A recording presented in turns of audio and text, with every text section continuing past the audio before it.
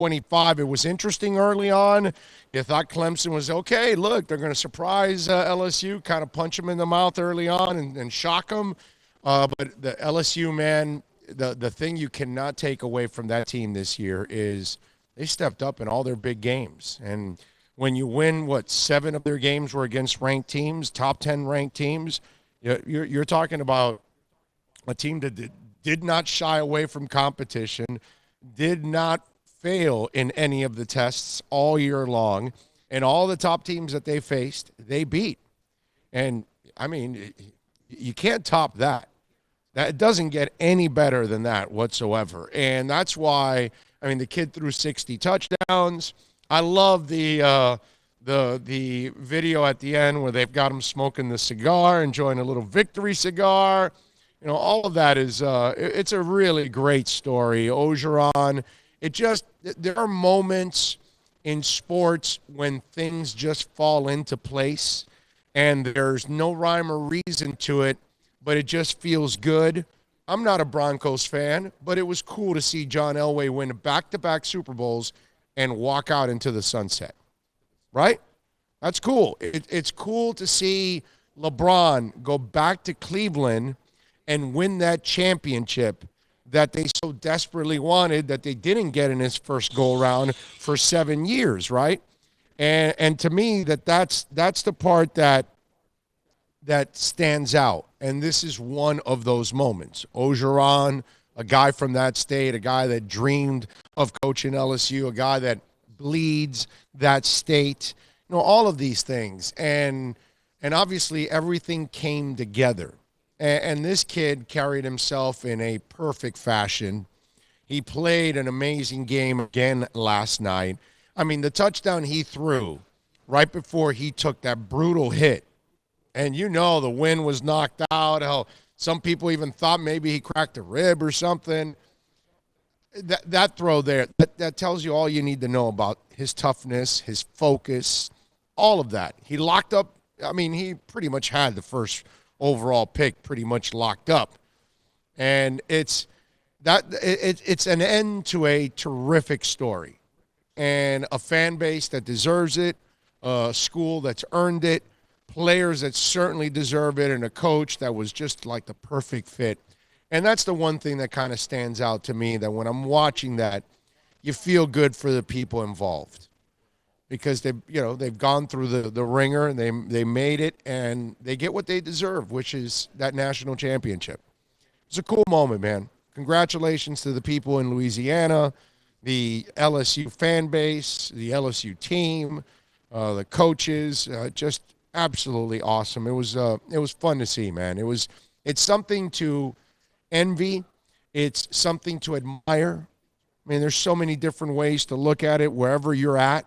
You know, whatever school is your favorite school, you kind of want to achieve stuff like that because it's not just win, it's a win with synergy too on top of all of that, which is really, really cool. So last night, hell of a win for LSU, and no shame for Clemson, man. Clemson has been on one of the great runs in college football. Dabo Swinney is probably one of the most likable guys that there is in college football.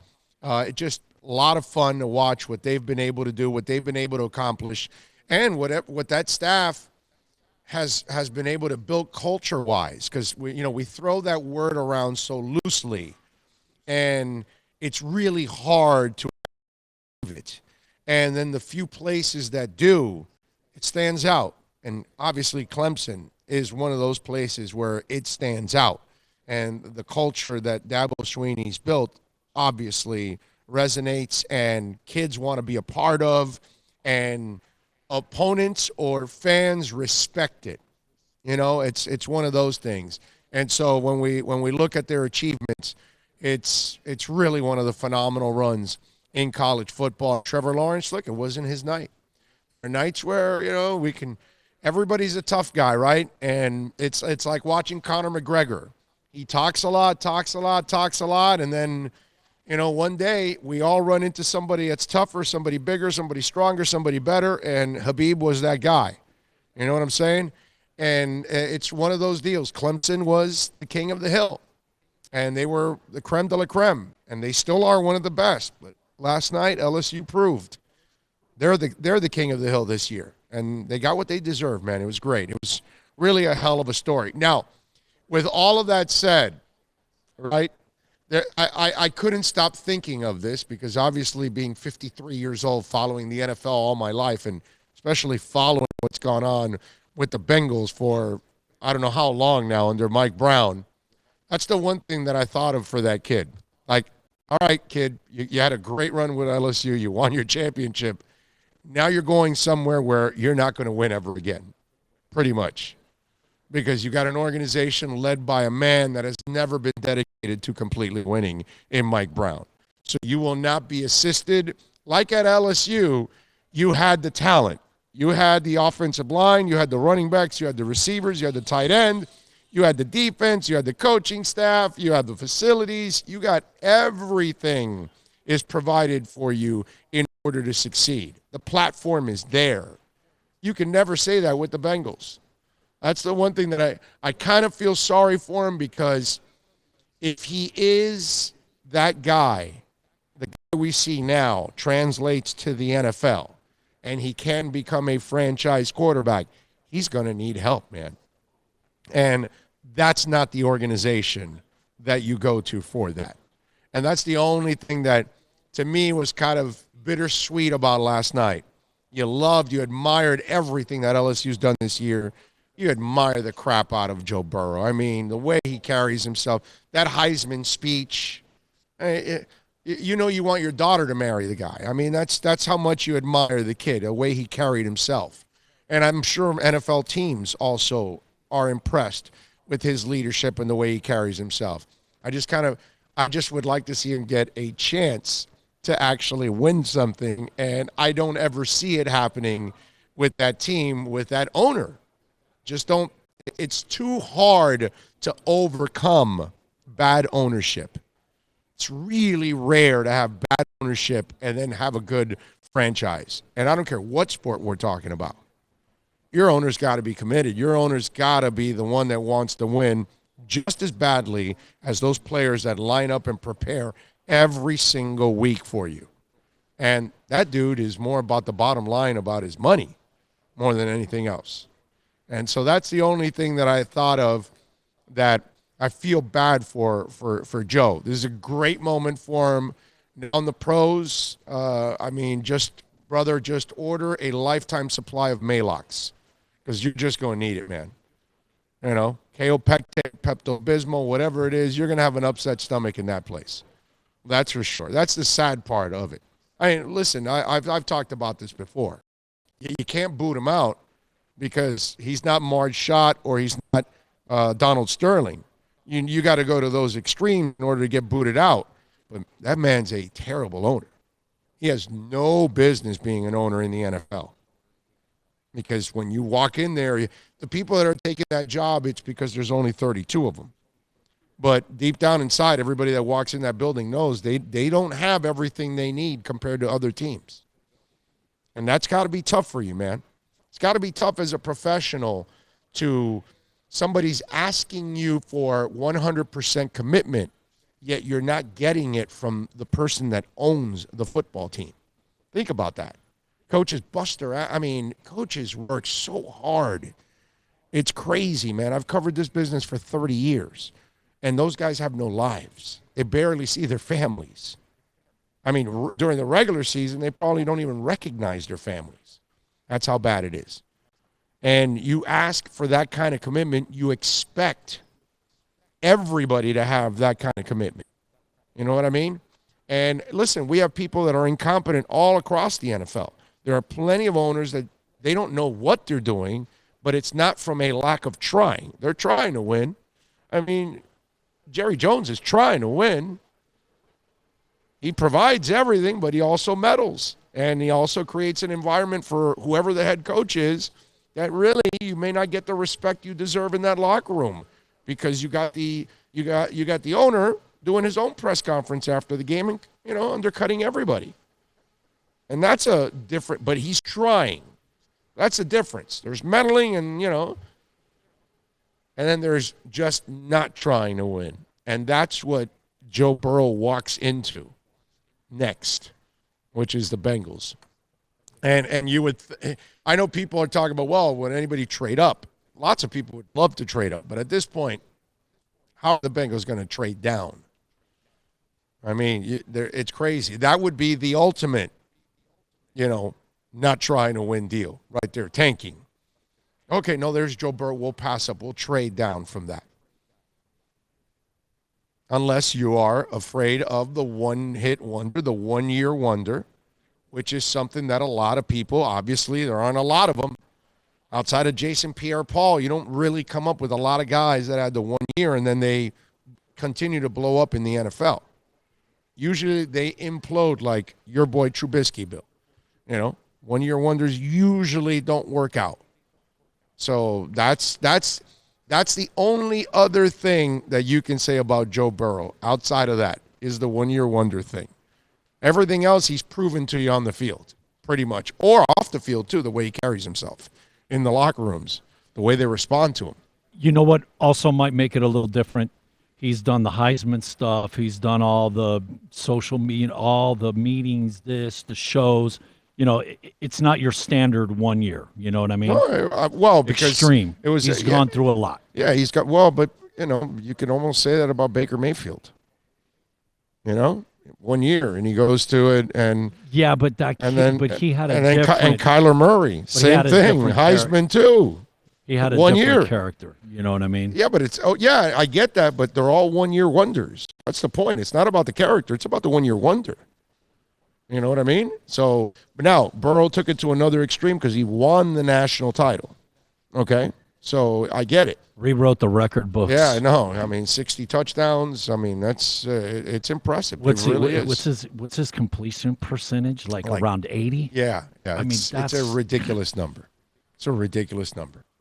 You're not supposed to get, even on a video game, you're not supposed to do 80%, okay? Yeah, that's that to me, that's Aaron. I've said this for several years. Like watching Aaron Rodgers is like watching a freaking video game. The way he throws. I mean, that's video-ish, no doubt. But, man, what that kid did this year, Joe Burrow had the year of all years, man. That is just absolutely impressive. Got to tell you. 786-322-1105 is the accidentlawfirm.com text line.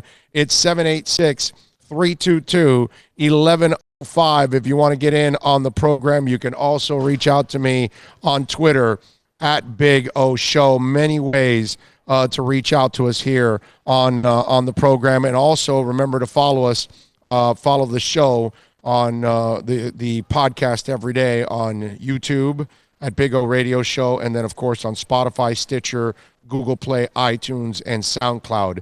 Big O Radio Show is the other way to get in and reach out to us on the program. We're out here at the Tradewinds Resort site or headquarters of the East-West Shrine game. We just finished in the morning practices, getting ready for the afternoon practice. Let me see what you guys got on the chat board here. George says, Joe Burrow, pull a John Elway and tell the Bengals you'll never sign with them. It's in your best interest. It probably is.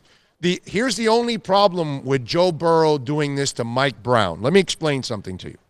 John Elway did it to the Colts. Eli Manning did it to San Diego. Okay, it was San Diego then. Here's the difference. Remember, Mike Brown doesn't care about winning. It's not his priority. So to him, principle will be more important to him. Mike Brown's the kind of guy that if you tell him, I'm not playing for you, Mike Brown will do it. He won't trade you. He'll go, okay, great, sit there. And whenever you're ready to sign, we're ready to talk. And you want to sit out a year? He'll do it. He'll do it. This is a guy that leaves money under the cap. It's a guy that doesn't have enough scouts. I mean, he's that, wired wrong, okay, that he would do something like that. He would actually tell Joe, go ahead, hold out. You want to play for us? You're not going to play for anybody else. Colts moved John Elway. San Diego found the Eli Manning trade, obviously. San Diego made out like a bandit in that trade.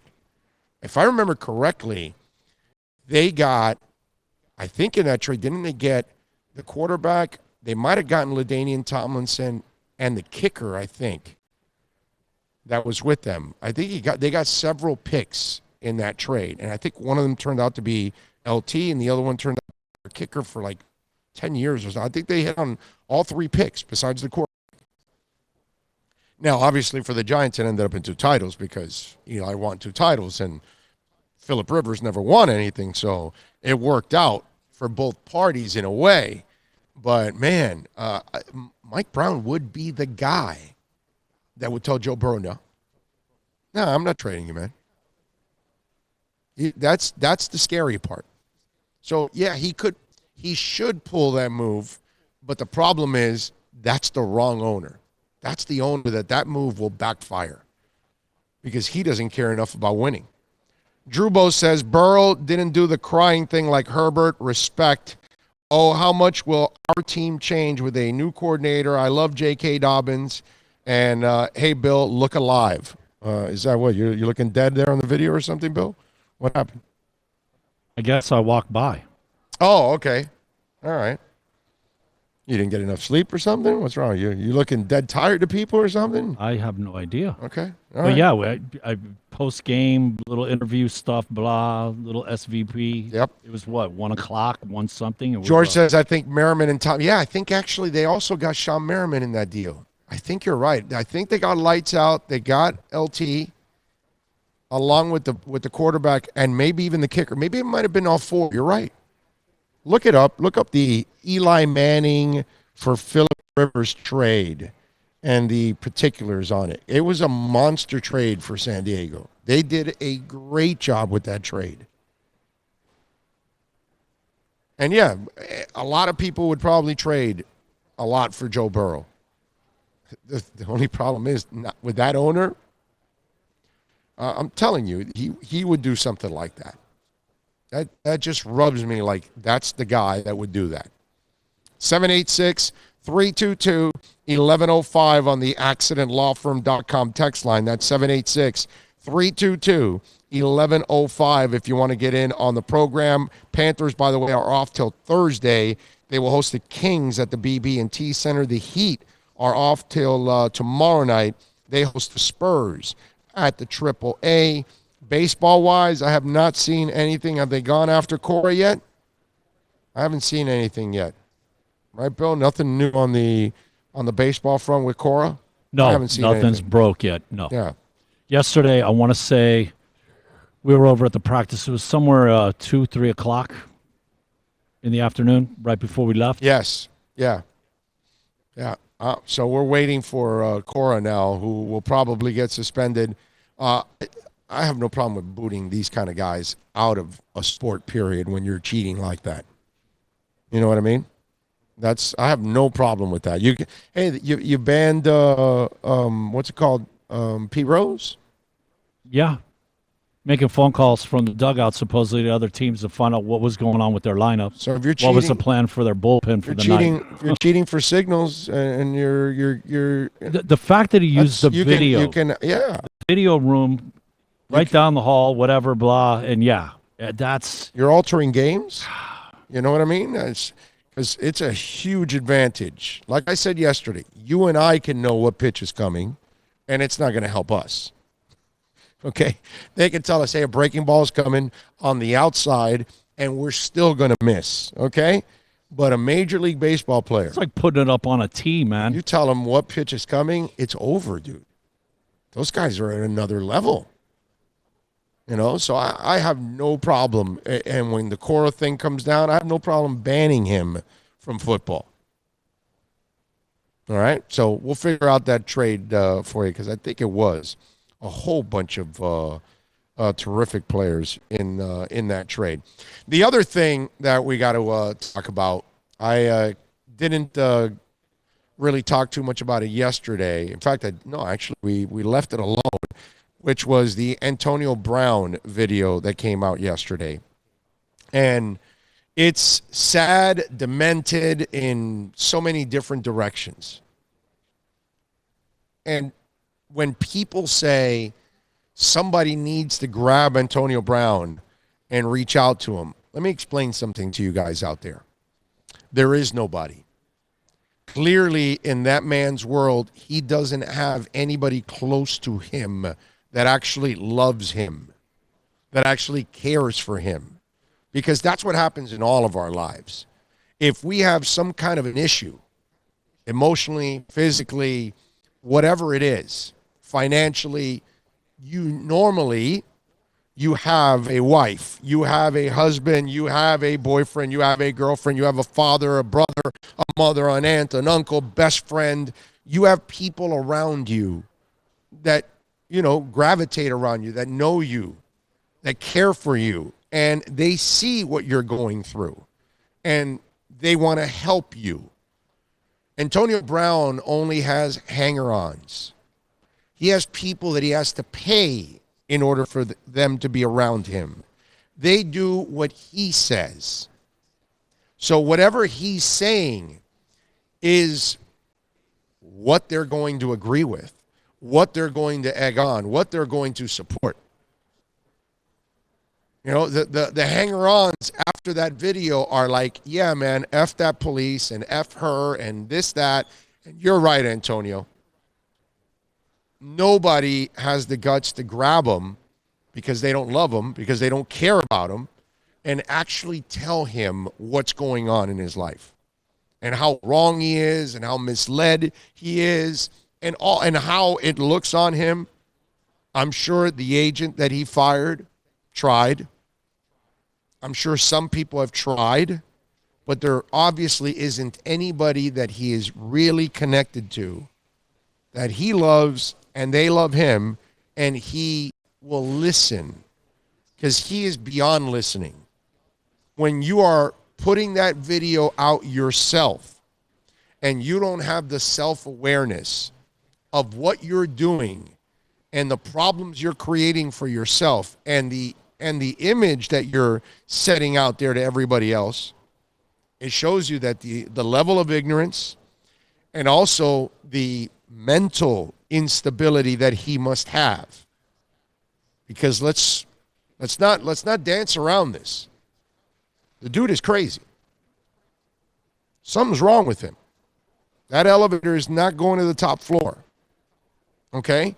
And like I told you, he doesn't have anybody out there that really wants to help him.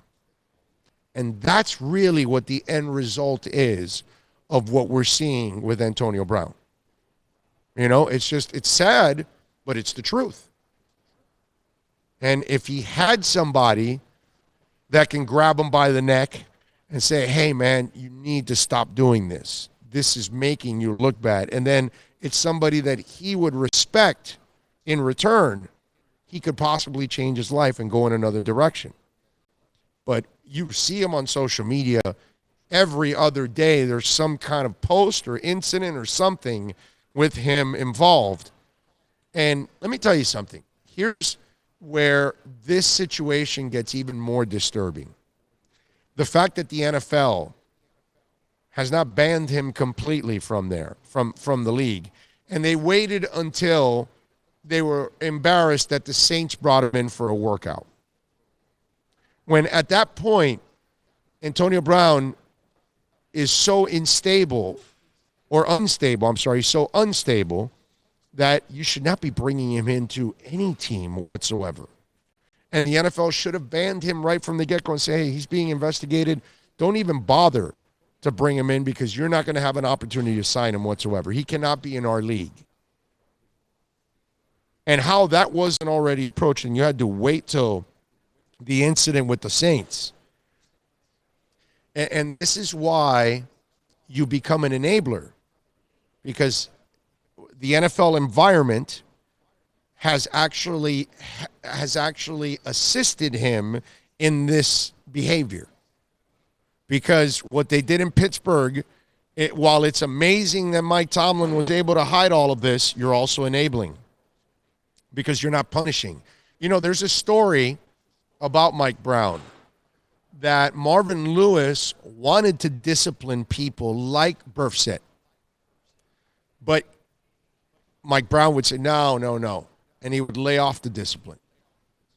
And so you wonder why all the mistakes and all the knuckleheads that have been brought to that team and how those knuckleheads have done stupid things in the middle of games and have cost the Bengals games.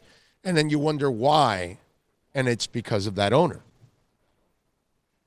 And these are the things that you, as a league, they have to understand that if you're not punishing players for beating women, you are enabling them. Just like what you've done with Antonio Brown. For years, Pittsburgh was probably sweeping it under the rug, but what you're doing is enabling it because you're allowing him to get away with it by hiding it, by masking it. Nobody learns that way. It's near impossible. And now you're at a point of no return with Antonio Brown because his level of ignorance is so disturbing that he posted that video yesterday. And in his eyes, in his mind, he thinks he's going to gain some understanding and sympathy from that video, which is baffling to think that. But that's Antonio Brown. And that shows you how mentally unstable he is at this point in time. And the fact that the Saints would even think about bringing him in, it's disturbing. And it also shows that the NFL still doesn't get it in certain times with certain players, that you've got to part ways no matter how talented they are, because they are a detriment to your business. And in Antonio Brown's case, he's not only a detriment to your team, he's a detriment to your community. Because if you bring him into your community, there's a good chance he might be assaulting somebody in your community. And you're the one that brought him in. So that's why this thing is disturbing at all levels. And we create Antonio Brown as a society. We create it by doing it in high school and doing their tests and getting tutors and covering up the days they skip or miss class.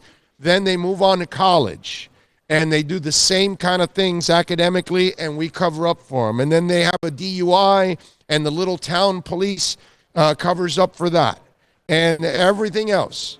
And then you keep enabling. And as they keep moving up in life, they keep figuring out, I can get away with it because you're going to cover it up for me because I am above the law. And then it keeps building and building and building. And then it gets to a point where certain guys are what they are. And what you saw from Antonio Brown yesterday, wow. I mean, that is a man that is completely out of touch with what he is supposed to be. And if the way he's treating that woman in front of everybody and in front of his kids, and the way he's talking to the cops, shows you that he doesn't get it, man. Just doesn't get it. What we've seen and where he's at, do you really think that if somebody in his inner circle, whatever, came up to him and said, hey, man, you're really too far out there. You're just compounding. You're making it There worse. is nobody. There is, like, don't you think that Antonio would be like, who the hell are you? You know, just the way he is. Yeah. He would, like, he's too ignorant. You're out of here. Right. You're done. I'm done with you. Right. He's too ignorant. I mean, he's just. So basically, it's going to take, like, he's going to have to totally bottom out. Yeah.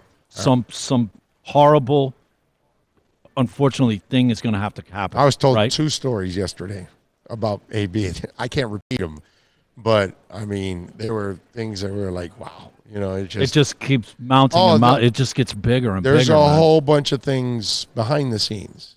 There's all kinds of things. Like usual, like an iceberg. What you see on the surface, man, it's nothing. Nothing. It's just the tip.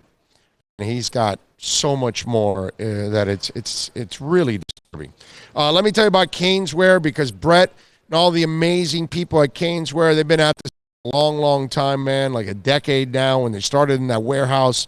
And now they are at 2511 South University Drive in Davie. What a big, beautiful store. They've got everything Canes, man. Anything and everything with a Canes logo on it, you can get it there. Autographed items. They've got Miami Dolphins. They've got Miami Marlins, Florida Panthers, all right, Miami Heat, and even Inter Miami. They've got the T-shirts next month when the jerseys come out.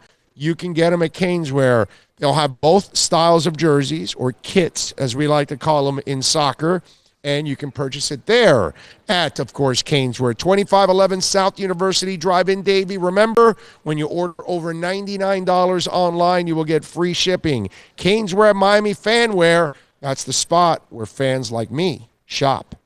Plus tax, tech title. It includes $8.99 dealer fee on approved credit offers and 11/10/19. Over 1,500 Toyotas are on the ground, and truckloads of new 2020 Toyotas just keep on coming. To eliminate all 2019 models, Toyota of Hollywood is holding the ultimate 2019 model year changeover event. Make us an offer, and you can buy a Toyota at up to 50% less than their original MSRP when new and used. 50% less. A pre-owned 2019 RAV4, not $30,000, $19,775. A pre-owned 2019 Camry LE, not $26,000, $17,775. A pre-owned 2019 Corolla LE, not $22,000, $12,775. Pay up to 50% less at Toyota of Hollywood, the #1 volume Toyota dealer, based on total retail sales of new Toyotas in the Southeast region for 2014 to 2018 per SET, on 441 between Hollywood Boulevard and Sheridan Street. Open till midnight.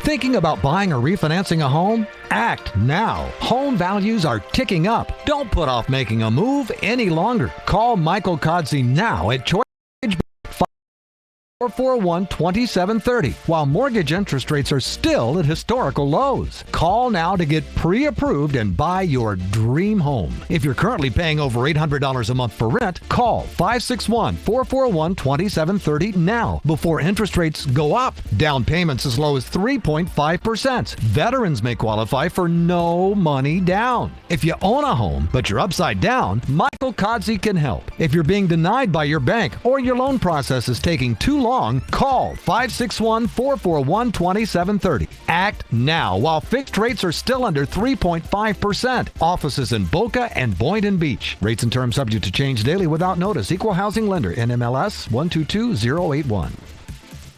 No one expects to get into a crash, but I expect you to go to accidentlawfirm.com if you do. Make sure when hiring a driver, you go through a rideshare app so that you can be covered by the insurance, which can be up to $1 million whether you're a passenger or a driver. In other words, don't try to save a few bucks by paying cash instead of going through the app. I'm attorney Bobby Nunez from Nunez Law in Miami, and we're here to help you through the process. Go to accidentlawfirm.com for a free consultation from me, Bobby Nunez. That's accidentlawfirm.com.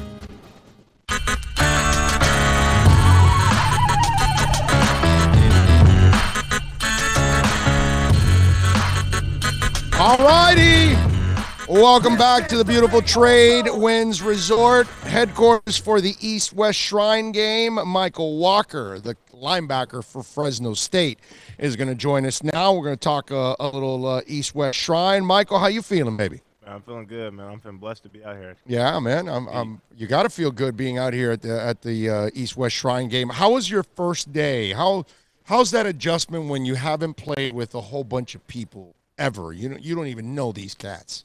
Man, I mean, it's great. I mean, I think it just takes on football. You know, everything about football is being able to communicate.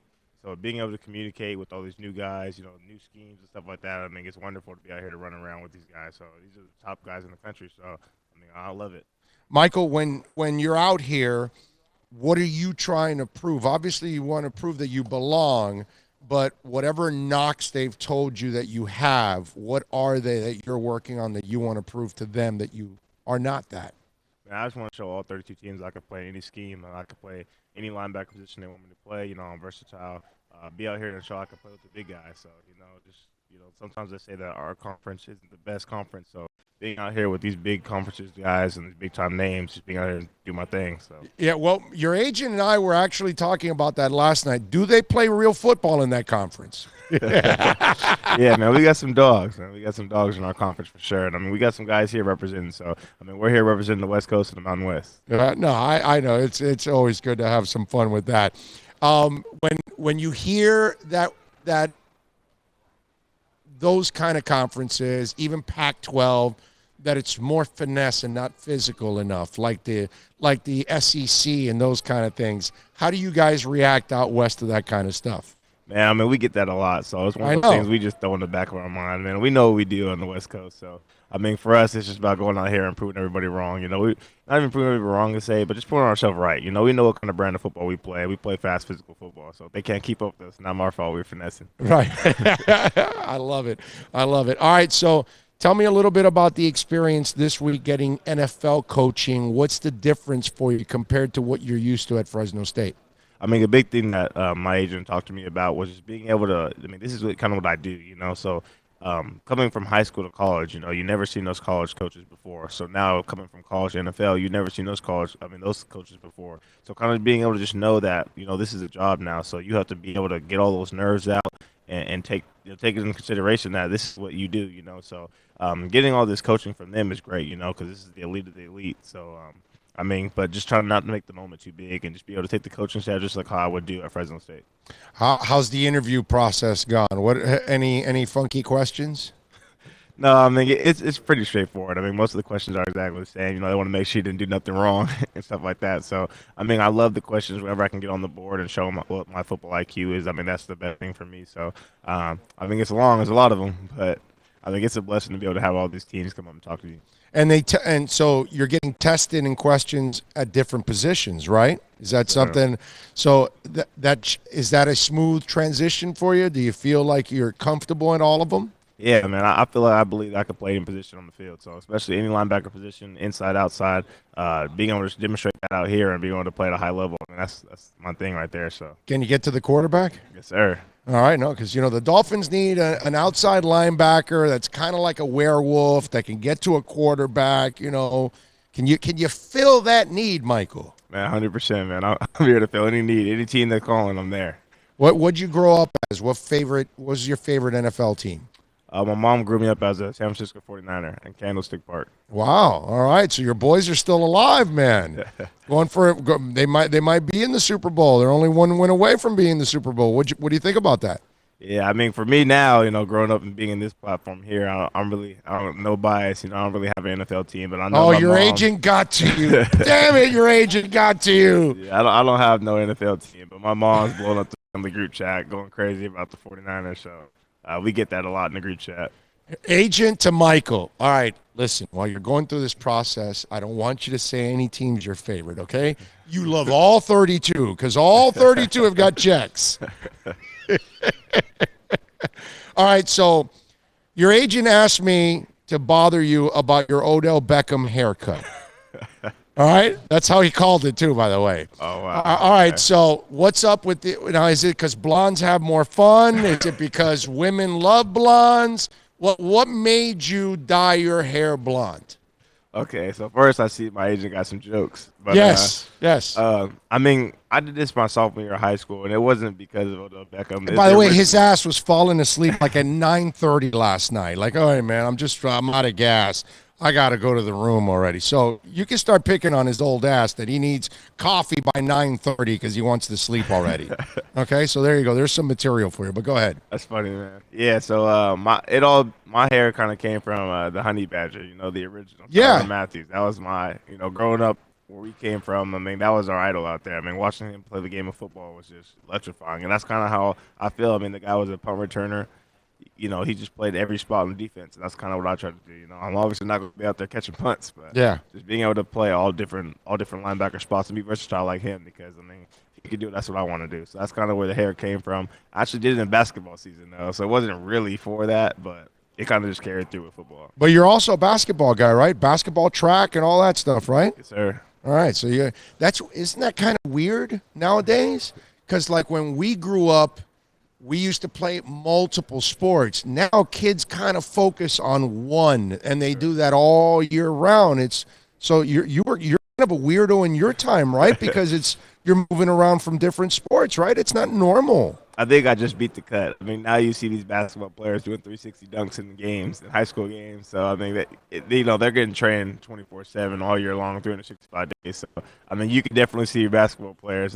That's their sport. You know, you can tell you can identify a basketball player. Michael of course, from Fresno State, linebacker. You can see him on Saturday here at the East-West Shrine game. So, Michael, how did the women react to the blonde hair? That's what I want to know.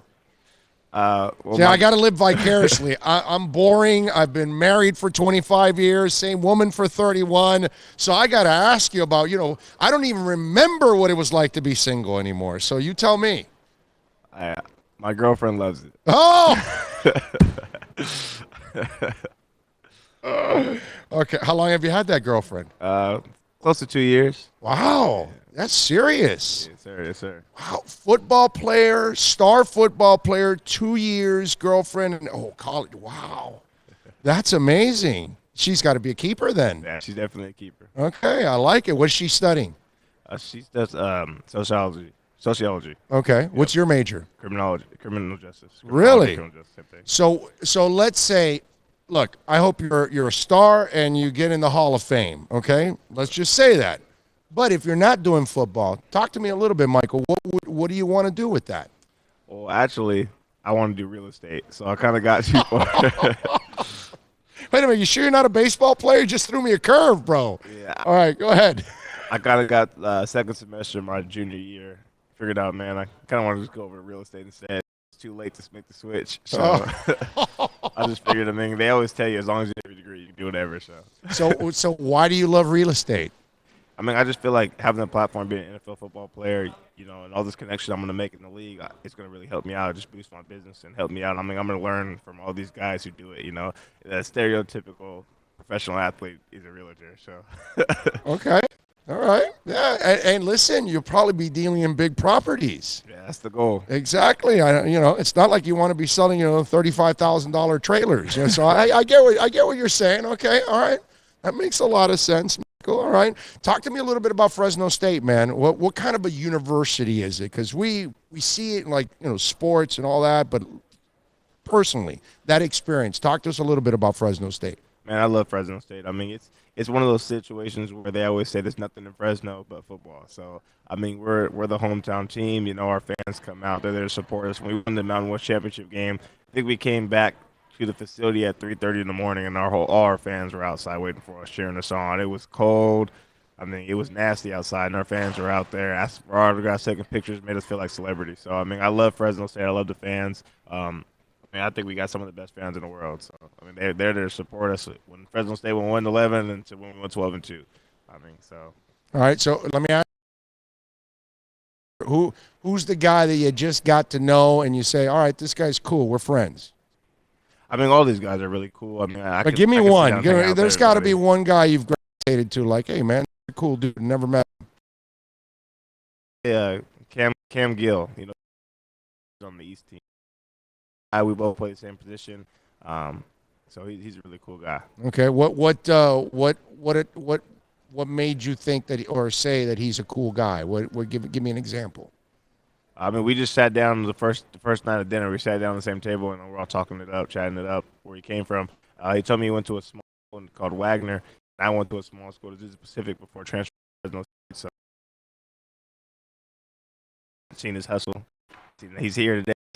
Doing something right.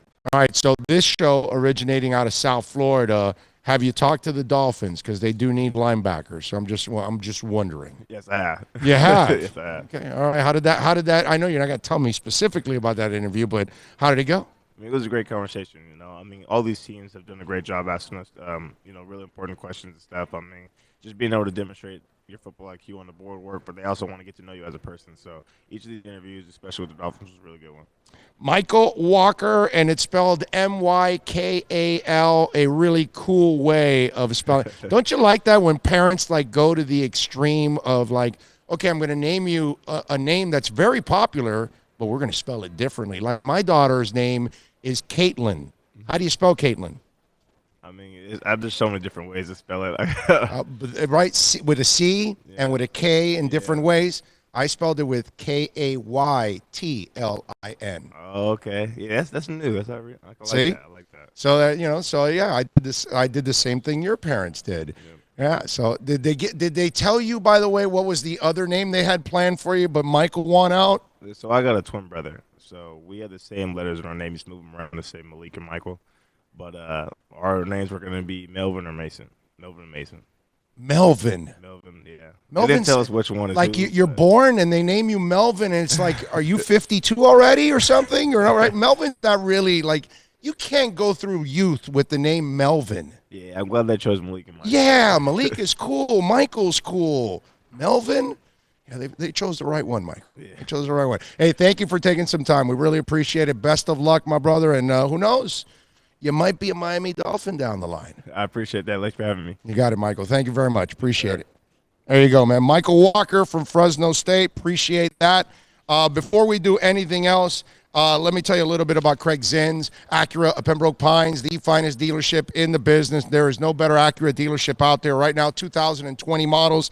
The ILX is 209, the TLX 239, RDX 339, MDX 349, only $29.99 do it signing, plus tax tag and registration, folks. And you got to tell them also to check out the fleet of certified pre-owned vehicles. And if you own or lease an Acura, go over the service center. Mike Chan and Jordan Ferber are the best at Craig Zins, Acura of Pembroke Pines. Plus tax, tag title, it includes...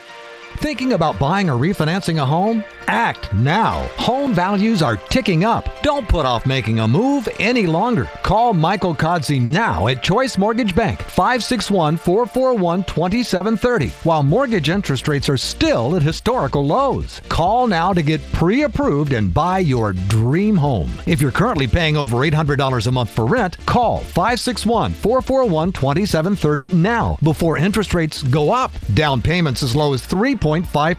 Veterans may qualify for no money down. If you own a home, but you're upside down, Michael Kodsey can help. If you're being denied by your bank or your loan process is taking too long, call 561-441-2730. Act now while fixed rates are still under 3.5%. Offices in Boca and Boynton Beach. Rates and terms subject to change daily without notice. Lender NMLS 122081.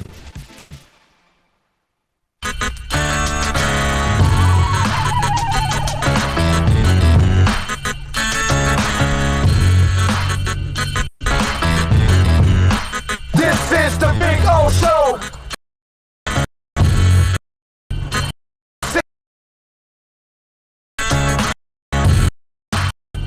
This is the Big O Show.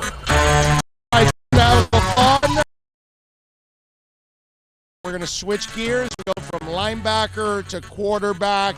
Kevin Davidson, of course, from Princeton, joining us here at the East-West Shrine game. We talked a little bit about his practices.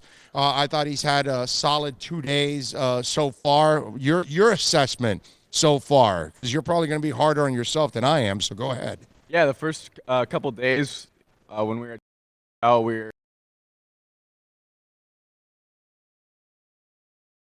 opportunity to be with guys from all around the country, the best at their position, and it's been a lot of fun slinging on the rock. Yeah, and yesterday, it's got to be fun for you on that first day. You get a couple of deep shots and a couple of nice touchdowns, one on the right side, one on the left side too. So you got to show the arm on both sides, and you hit them in stride too, baby. You have to wait for your ball. You got to like that. Oh yeah, they're super fast out there, and I've gotten to know them pretty well over the past.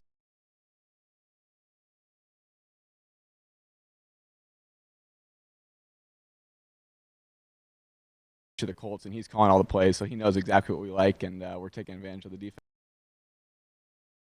Kevin, who's the corner that's challenged you the most when you're out there in your drills? That's a good question. There's some really good corners out there. I don't know their exact names. I know there's a kid from UCF who's pretty talented, and then the Army safety has impressed me a lot too. And they just changed Elijah Riley exactly is right. the kid. Yeah, he's a stud. Yeah, it's he's actually played pretty well there. You know who I like? The Northwestern kid, Joe Gaziano. He's got D lineman. Yeah, dude, that dude's got a motor. So how's the quarterback room? Because it's a competition, but it's really an individual almost competition. You're really not competing against each other, but there's always that there. Yeah, I mean we room together here at the hotel, and we've gotten really close over the past couple of days. Tommy and James, and It's been fun with them. We encourage, someone makes a great throw. It's like, and then you're in kind of balanced relationship so far. Who you rooming with? I'm actually rooming with, so there's 6 people, and it's 3 different rooms combined into one. So I'm rooming with Tommy Townsend, punter from Florida, but both the other quarterbacks are right next door to us. Okay, so James is from our part. We're in South Florida. Yes, sir. So does he snore, or what's the deal? Does he? So far, so good. Yeah, no issues. Snoring out of nobody snores. No, not yet. Okay, that's a pain in the ass. Oh yeah. You know what I mean? You got meetings, you got practices. You can't have a teammate that snores. No, you got to get your 6 hours and wake up and get to work. So in Princeton, who was the guy that just made hell that you had to put him in a room by himself because he snored too much? Yeah, I mean, I roomed with a kid last year named Ryan Quigley, and it was brutal. So this year I got a single, and my sleep's just taken off from there. I had a grandmother. She snored so badly the walls would tremble. Okay. Wow. Seriously, I mean, it was just like this, and your body would start shaking. Yeah, like it's not really, good. when you can hear it through walls, that's scary. Yeah, no, absolutely. That's scary. Stay away from that. Yeah, I noticed that there were no roaches, no ants, nothing anywhere around our house ever while she was snoring. Okay, I tell you that's pretty impressive. All right, so.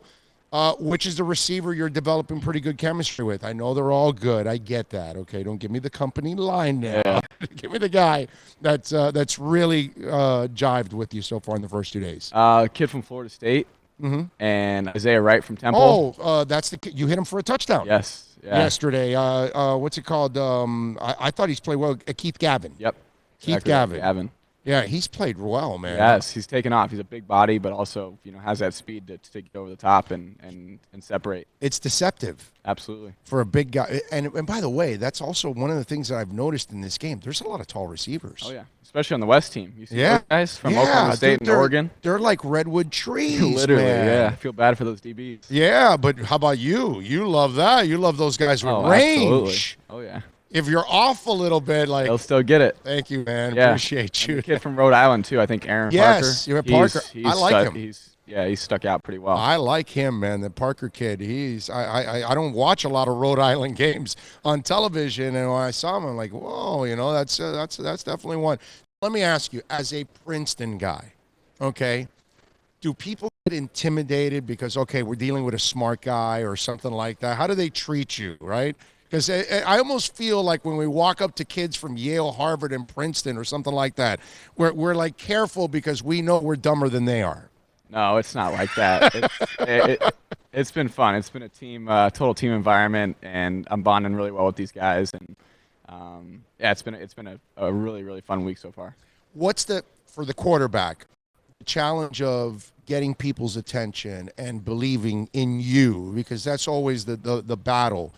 In such a short amount of time, how do you do that in this kind of an environment? Yeah, that's why I got the roster last week from our kind of personnel guy and started just talking with the receivers right away, and actually started building great relationships with them. Got on the phone, started talking about our playbook.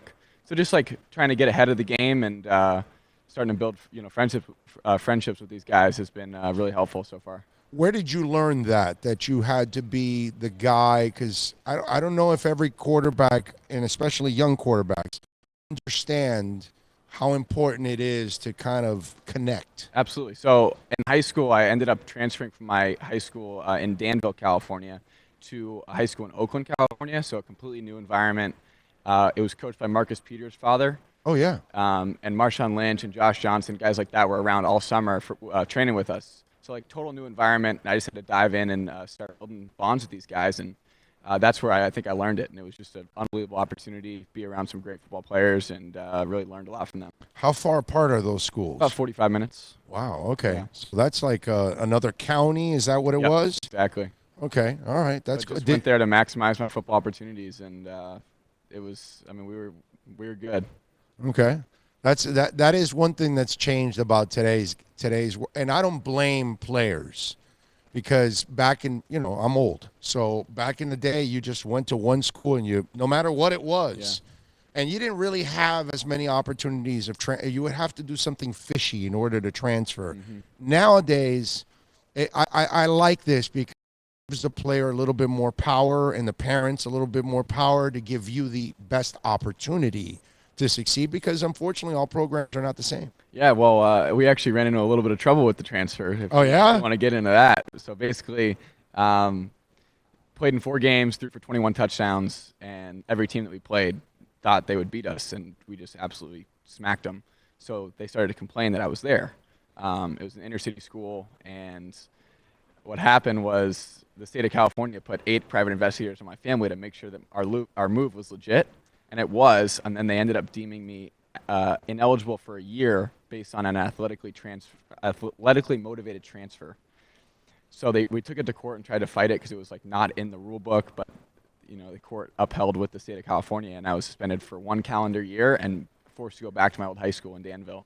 So that hurt recruiting a lot, but I mean, I'm couldn't be happier to end up at Princeton. And so wait a minute, you went back to Danville and you stayed at Danville?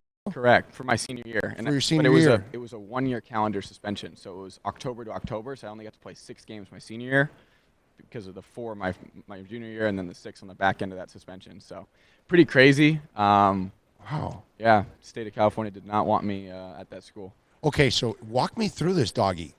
How did they accept you back? Like, were they pissed that they kind of had to take you back, or no? I mean, how was that whole? Because you left them for somebody. That's like leaving a girl for another girl, but then you want to go back to that girl, and she's not going to be that happy. Yeah, I mean, they were my best friends that I grew up with since childhood, and they understood why I left. It was just to pursue football at like a new level, right? And be under some great mentors and coaches, and they really respected that decision. And then when I came back, I mean, they welcomed me with open arms. I always had great relationships with that. It wasn't like I didn't burn the bridge when I left, so that was a key situation. Okay, all right, that's cool. That's and smart again on your part for doing that. That's fantastic, man. Wow, that's a great story.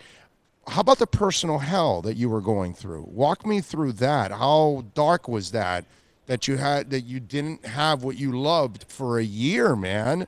That's you might have even been thinking my career's over almost. Absolutely. So talk to me about that. Yeah, it really hurt recruiting. All the schools, so I was talking to Stanford before this, and then when I got suspended, what was really tough was the last game I played, the 4th game my junior year, I threw for like 450 yards and 6 touchdowns like in the first half. So it was just like totally taking off against a pretty good team who we were predicted to lose against, that week. And so that was tough because I was getting recruited by Stanford pretty heavily, and then once I got suspended, they ended up going with a kid from Southern California instead. So I mean, it was tough. Football was my only love, and I mean, still is. I love the game, and for that to be taken away from something out of my control, not even an injury or something like that, was really hard. Absolutely. Wow, that's a fantastic story, and I would imagine, how much have you learned about patience and kind of, trying to, be able to be patient and disciplined to stay with it all the way through? Yeah, I mean, I think when you're at like a crossroads like that, you have 2 decisions. Like, one's to kind of give up and give in, or to push harder and find like new levels within yourself. So I think that's like the choice I went with, and it grew a lot as a person, and then ended up got the opportunity to go to like one of the Elite 11 regional camps and won the MVP there over some big SEC guys and all of that. And then what SEC guys? Jacob Eason was there as well. Okay, all right. But it taught me patience, absolutely, like you said, because even at Princeton, I was behind 2 guys who ended up, they're in the NFL now, and I didn't get to start until my senior year. So once again, I was at a crossroads where I had to, choose to work harder rather than just kind of give up and give in to the whole college scene and whatever that entails. Wow, that's a phenomenal story, Kevin, man. Kevin Davidson, by the way, from Princeton, joining us. All right, Kevin, so what convinces you that you can play at the next level?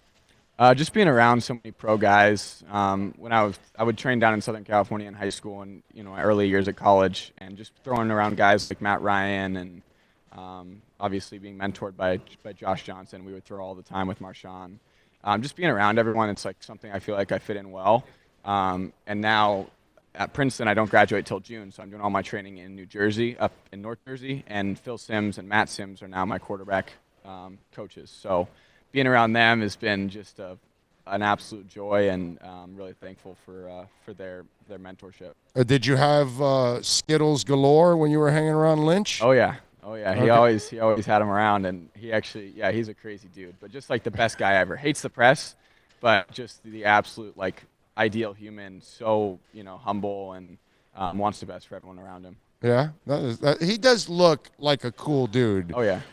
He controls the press because he doesn't want anybody to get from the press to get close to him. Actually, I mean, when they lost, he just gave out some nice feedback that pretty much went viral. So once he starts talking, people listen, which is valuable. Because it's so rare that he talks. Exactly right. You know what I'm saying? So it's just one of those things. What has Phil taught you now that when, being taught by Phil, give me something that you've learned from him? Just how to be a professional. I mean, he's taught me kind of how this process is going to go. You got to be patient. You got to, fight your own battles and learn from everyone you talk to. And he really kind of taught me what these interviews are going to entail and how these practices are going to go. And at the end of the day, he's just any question I have, I talk to him, and he really mentored me throughout the season, and kept me excited to keep pushing. All right, Kevin, we'll wrap it up with this. Kevin Davidson from Princeton, quarterback, joining us here on the program. What are you trying to prove to people out here that whatever knock you have right now, that it's not true? I think just being a one-year starter at a small school like Princeton, that I can play at this level. I think I have the arm to, with the best of them in the NFL, and I can definitely hang at this level and distribute the ball everywhere on the field and kind of absorb a playbook really quickly. So the one-year wonder thing does scare people. Yeah. I mean, even Joe Burrow's going to get a little bit of that. You know what I'm saying? Absolutely. And I think, Kyler Murray and those kind of things, all these kind of because one-year wonders are, that they're not very successful as the transition. There's very few. It's like outside of Jason Pierre-Paul, there aren't a lot of guys that are one-year wonders at any position. So it's how do you find that challenge for you in trying to convince people? Yeah, I think just continuing to have a chip on my shoulder throughout high school, like with dealing with my, academic or whatever suspension for transferring. Continuing to have a chip on my shoulder. I was behind two guys who ended up in the pros, so it was kind of out of my control in a sense. But I think it prepares me well for the next level because you're not going to go in and start right away somewhere, most likely. So being able to be ready for your moment when it's, when your number's called and prepare like you're the guy every week, that's something I really took pride in college. And I started one game my junior year, and I was told on that Thursday that I was going to be the starter for the game Saturday. And I didn't really change anything because I always prepared like I was the guy, and went and threw for 4 touchdowns and over 300 yards. So I think it's going to transfer well to the next level. I don't know you at all, but I almost get the feeling that there's no doubt you're a confident guy, but you have a quiet swag. You're not really the brash guy out in public, but deep down inside, you kind of know you're better than the guy that's next to you or above you or something along those lines. Am I reading you right? I believe so. I don't think you don't need to talk that much. I think actions speak louder than words, and I think once people start to know me, that's something that they get from me. Kevin Davidson, quarterback from Princeton, joining us here at the East-West Shrine game. Kevin, very impressive, my man. I've really enjoyed your work so far the last couple of days. Continue to kick ass, and hope you make your dreams come alive, my man. Appreciate it. Thank you, guys. You got it. Kevin Davidson. Let's take a quick break. We'll come back with more right here on the Big O Show, live from Tradewinds Resort, site of the East-West Shrine game.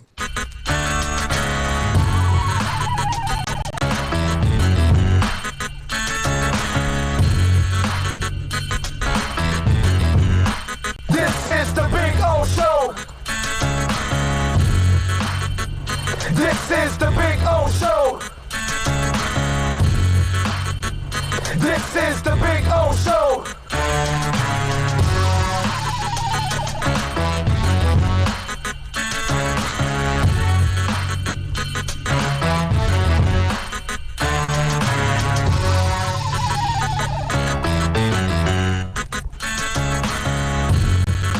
America's safest and best-selling compact luxury SUV is at Acura of Pembroke Pines, and this is how we do it. RDX, $339 a month at Acura of Pembroke Pines, the #1 volume Acura dealer.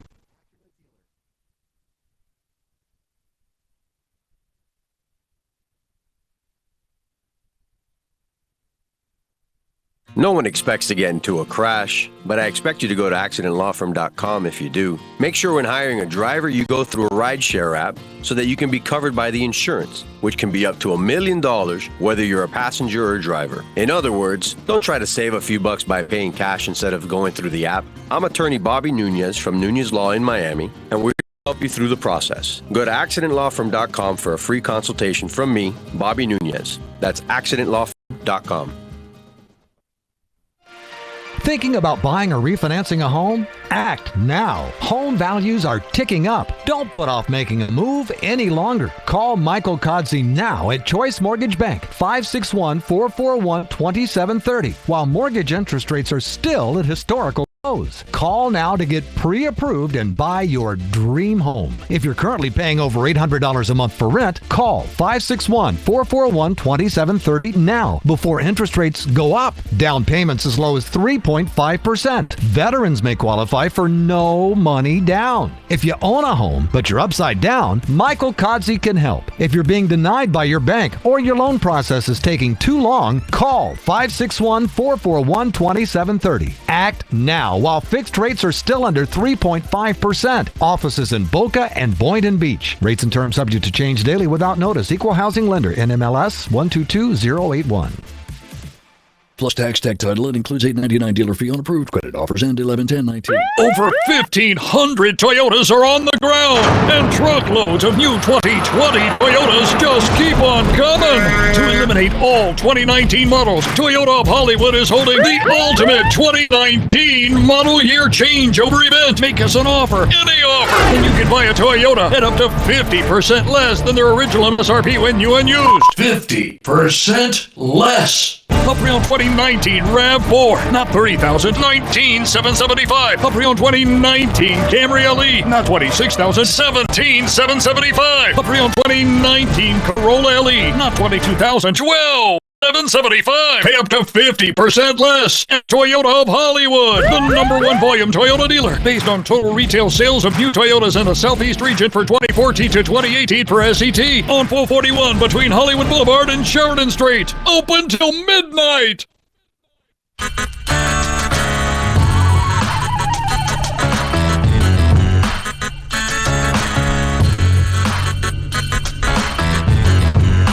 This is the Big O Show.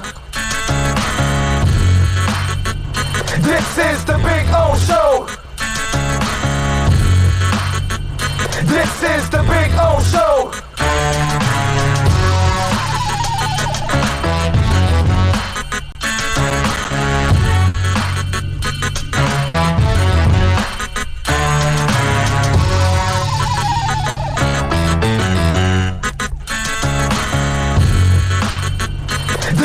Welcome back. We take you till about 2. We'll be here for another 52 minutes, and then we got to head out to the afternoon practice. Go check out the West team, which, by the way, Tyler Huntley is going to join us. The quarterback from Utah will join us in the evening, around 5 to 7 today. I think right after that practice, we should be on right around 5 to 7, something along those lines. Really good interview so far with Kevin Davidson and also with Michael Walker from Fresno State. Had a good time with those guys.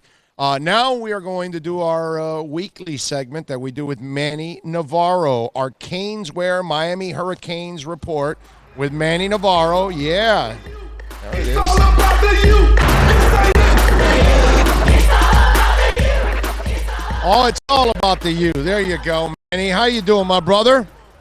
I'm doing great. Oh, how are you? Very good. Remember, you can follow Manny Navarro on Twitter at Manny_Navarro. Catch his work there at The Athletic. And, of course, it's all brought to you by Caneswear at 2511 South University Drive in Davie. Plenty of Canes here, man. I saw Zoe talking with Dan Morgan, who works for the Bills.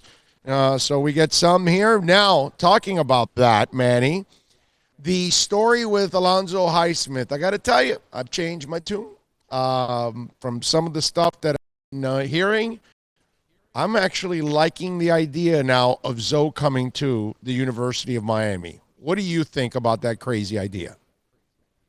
About having him come to the University of Miami? I mean, who wouldn't want his experience and talent evaluation on staff? I think there's no question about that. I think the issue was always, how do you give him some power? How do you give him some say in what's going to happen with Miami?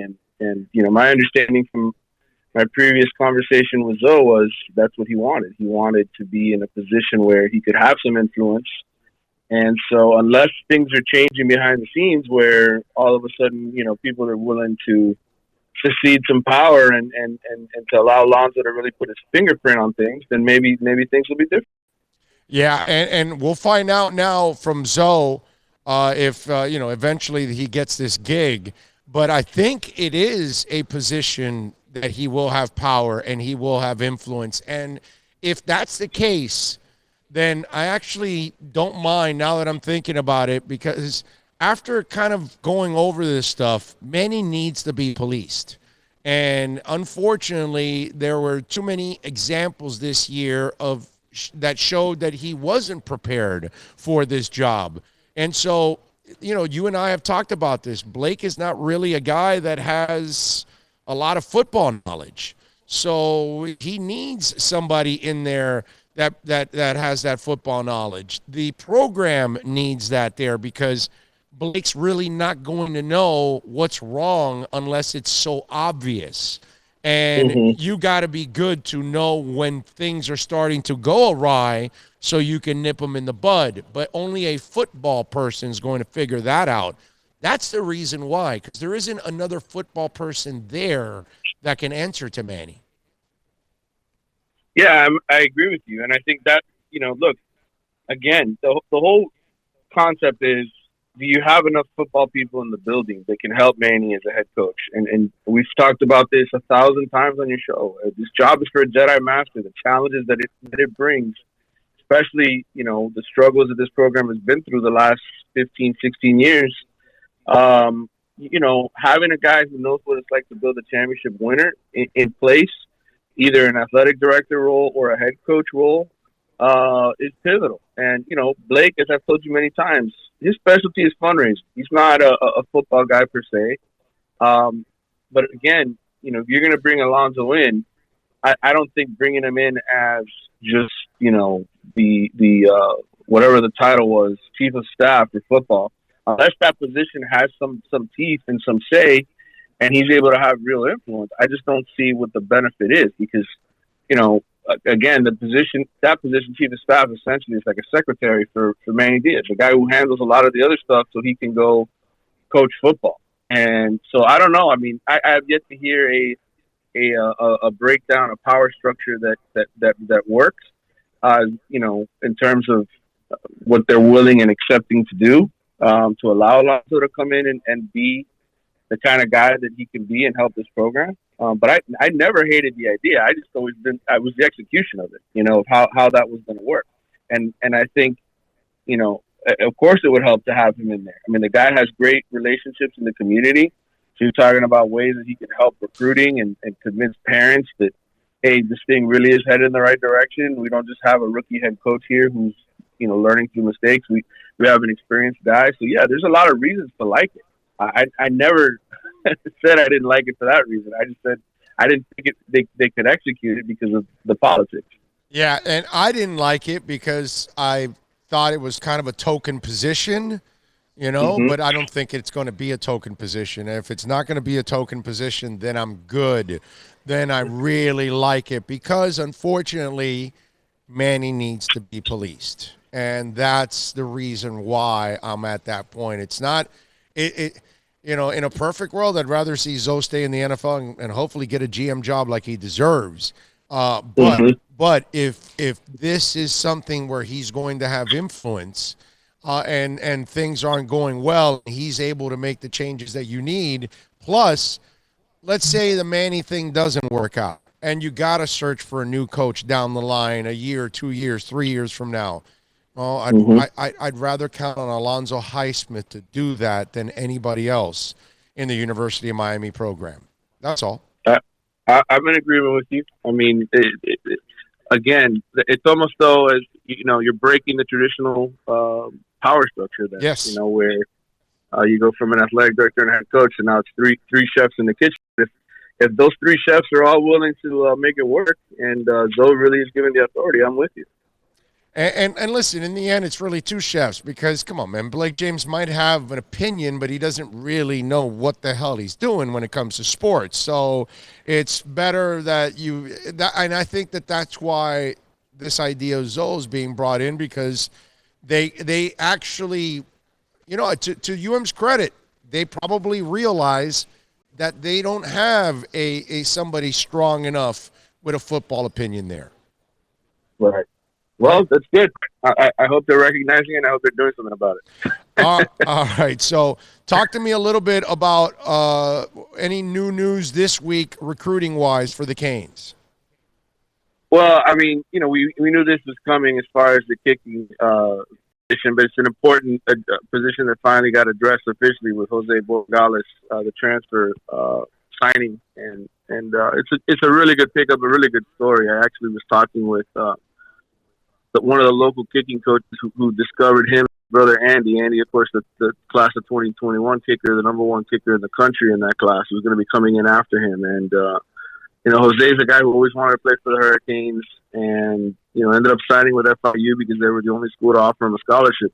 It's such a hard sort of path, as a kicker to get a scholarship nowadays because there's a lot of guys who are pretty good at it. And, I think Miami sort of had this stance where they wanted to go out of state to find kickers. And they didn't really need Borregales at the time. And so, he had to kind of wait his turn. And now it's kind of a cool little story where you're going to have, Borregales, Jose, the graduate transfer kicking, handling all those field goals and being the kicker next year. And you're going to have his little brother, Andy, coming in the year right after to take over. And, talking to that kicking coach, and this is a kid, Jose's a kid now that he told me he feels comfortable making them from 60 to 65, when they're in practice.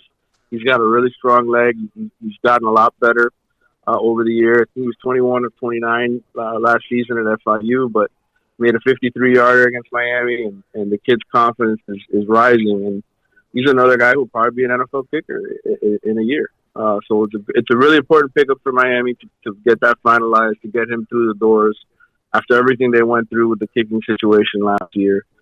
And now the focus is offensive line, quarterback, and cornerback. All three of those areas are where you're hearing most of the names, in terms of who Miami is interested. I've talked to a few guys that are obviously involved with the transfer portal that help kids end up at other schools. And, the quarterback position is very important for Miami. They're really trying to get a good graduate transfer quarterback to come in and lead the room so that they can buy Tyler Van Dyke some time and not have to count on Jaron Williams or Nicholas Perry or any of those guys that have let them down in the past. So I think, Derek King is the new hot name everybody got all excited about yesterday, the quarterback from Houston. He's 5'10".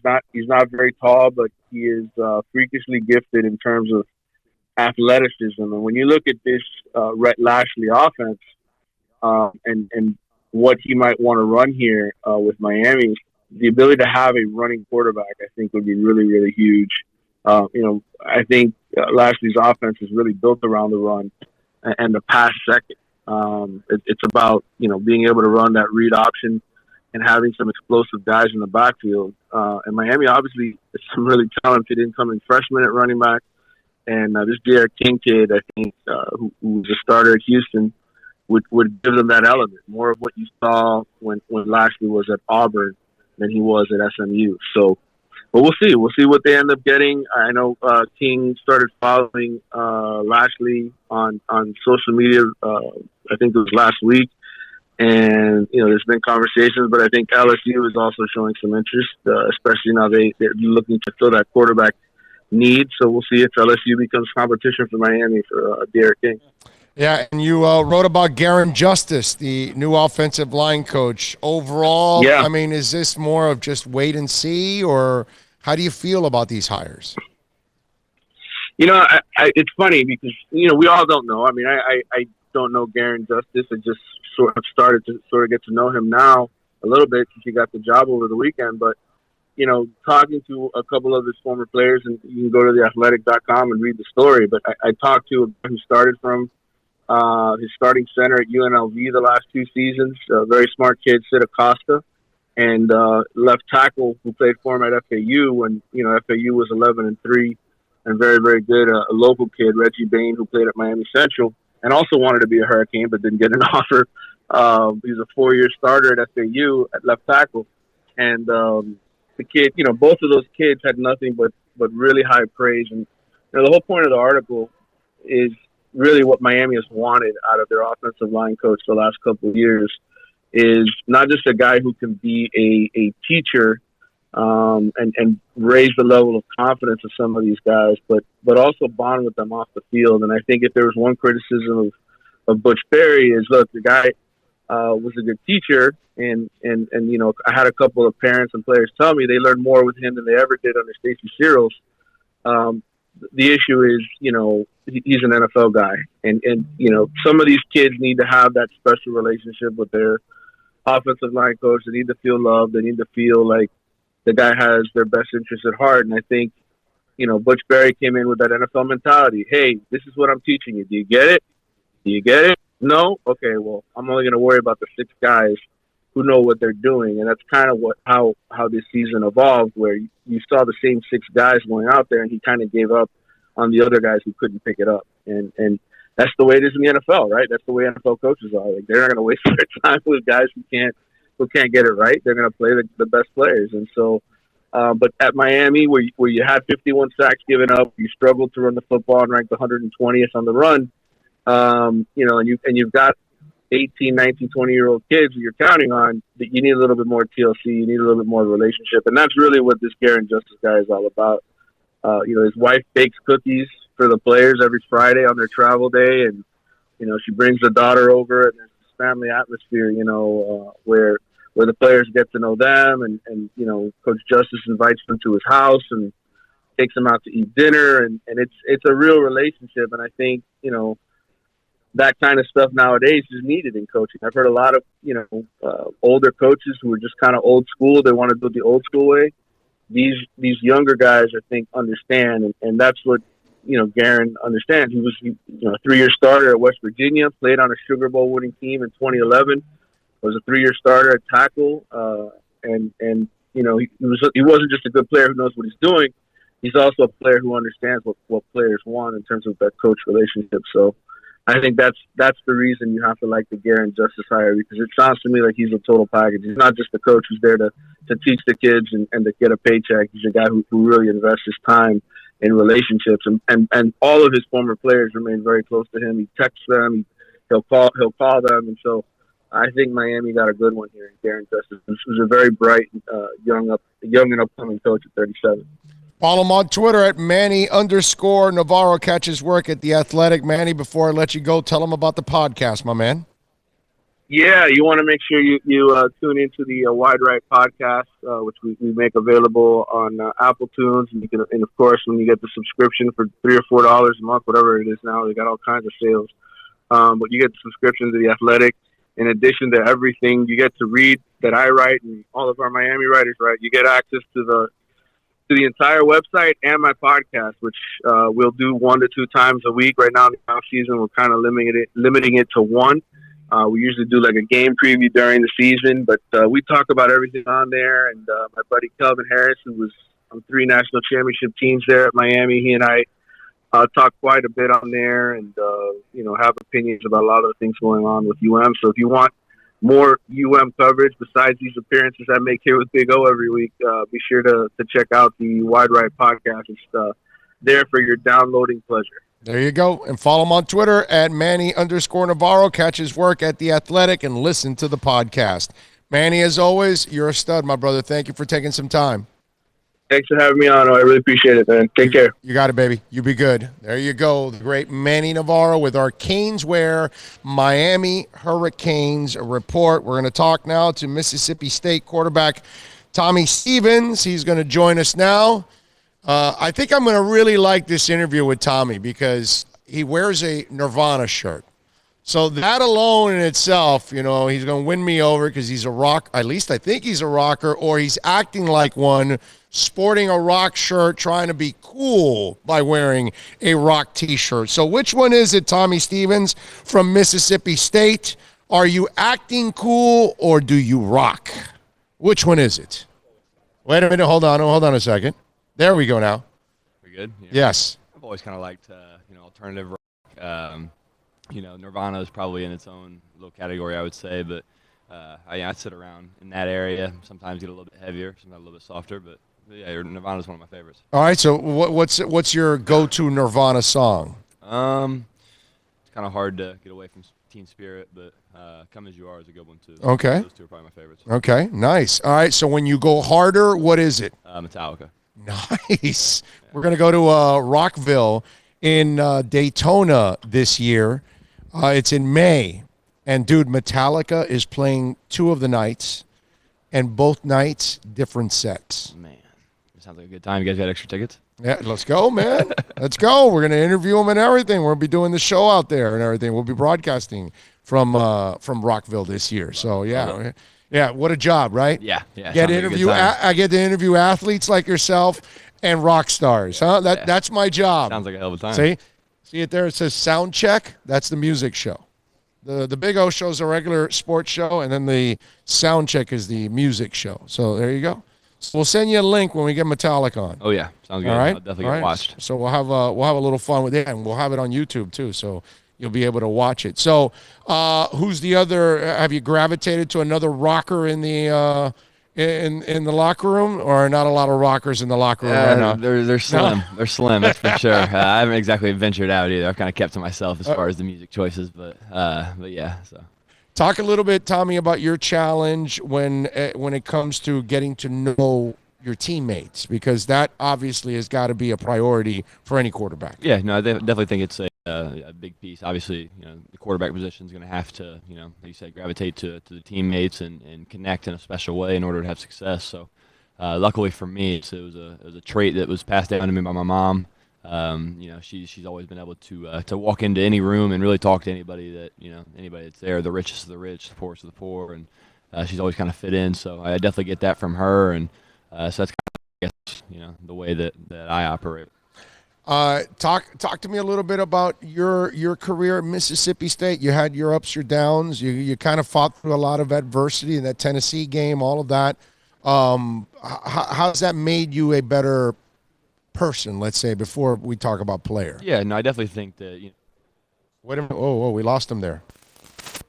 Hold on.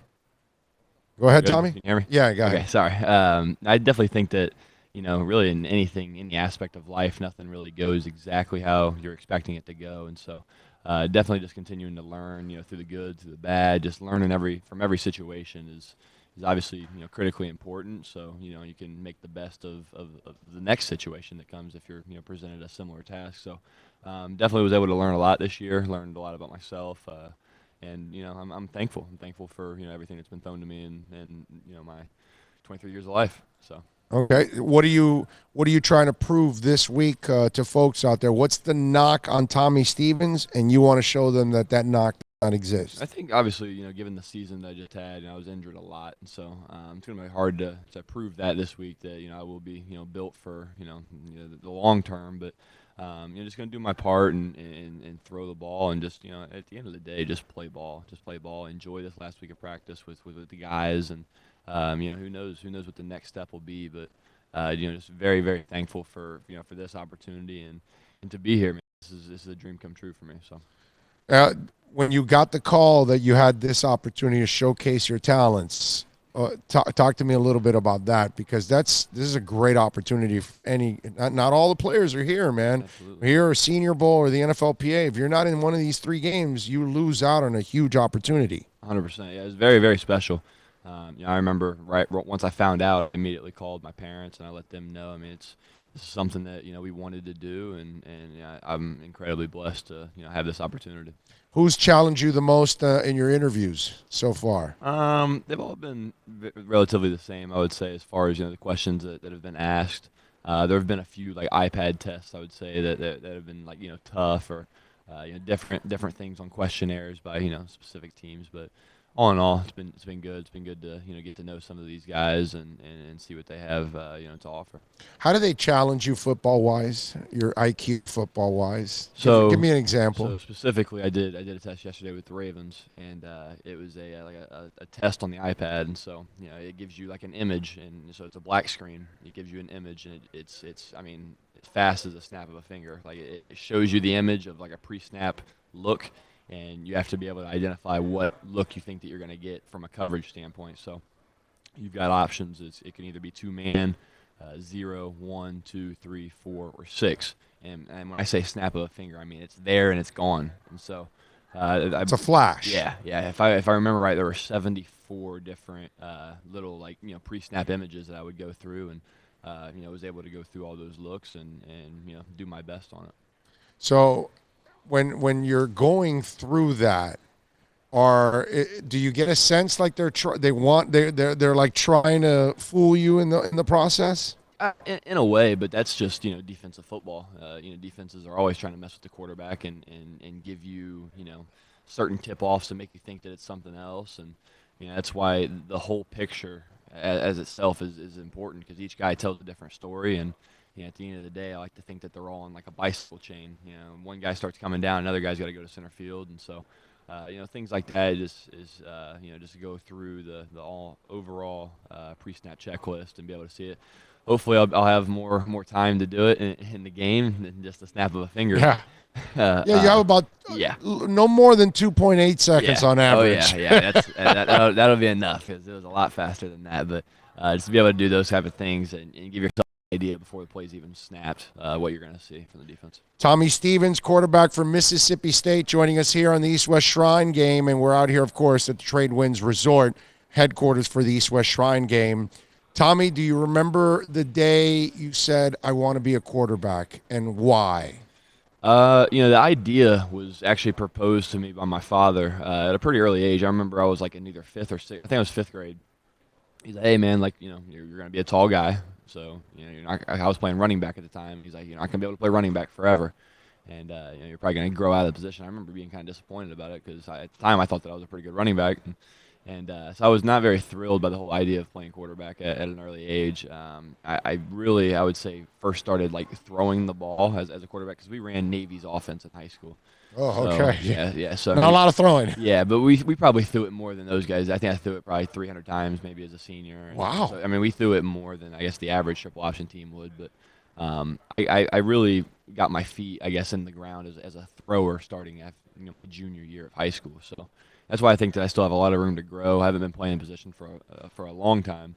So I'm excited to continue to evolve as a quarterback. All right. So you weren't happy. So how did you go about becoming that quarterback? Because if your heart's not in it, that's kind of a challenge, isn't it? Because you made it sound like your heart's in the running, and obviously you're in a contact. The quarterback's got to avoid contact, my brother, okay? That's why I think Jimmy Garoppolo has made it this far, because he did not challenge anybody this year like he did last year and paid the price.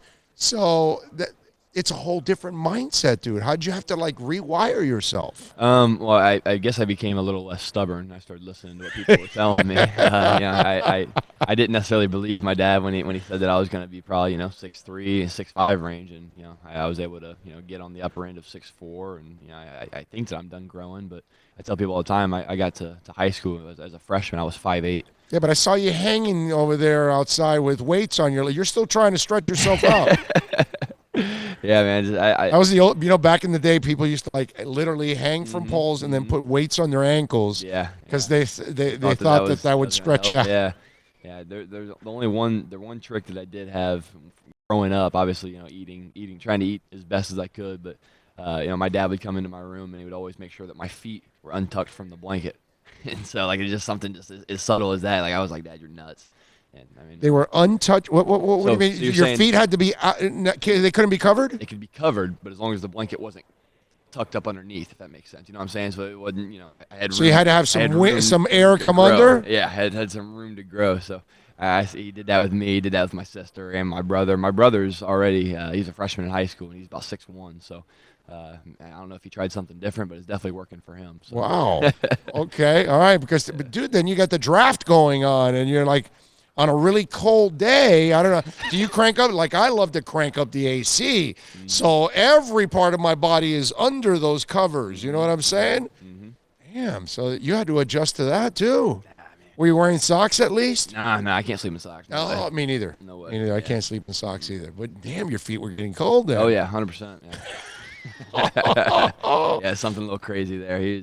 He's obviously been a big influence on my life and helped a lot. What did you learn most from your Tennessee experience when you struggled in that when you threw the interceptions? I think that kind of like I was saying earlier, nothing really goes exactly how you expect it to go, and I was coming off being banged up a little bit. I was finally starting to feel right, and because I had the AC separation in week 2 of that year, and if I remember, I think Tennessee was either 4 or 5 of that year. So, I get back into the swing of things. I'm feeling right, and we run like a quarterback inside zone, and just nothing crazy, just subtle, just bang. I just bang the shoulder, and all it comes back, it just starts it flares up, which is natural. I mean, that's kind of what was, I guess, expected of the game, and not to use that as an excuse or anything, but sometimes things like that happen. You start thinking about that. You start thinking about things that you don't need to be thinking about, and bad things happen. So, like I said earlier, bad things happen. It's about how you respond to it. Lucky for me, I was able to have another opportunity later down the road, being able to start in some games and basically get back into where I started the season, and I was incredibly thankful for that to have that opportunity. And the game was against Arkansas, I believe, and I was able to play well against them. And so, dude, there's an Arkansas D lineman today. Oh yeah. Wow. Yeah, he's a good player. Damn, he's a good player. He was blowing everything up today, bro. Strong, plays hard, passionate, fast. Oh yeah, he's a good player. Wow. What's his name? Because it's not a normal name, dude. It's like my name, Alzigary. It's a really screwed up name. McTelvin Agim or Agim, or I don't know how to pronounce it.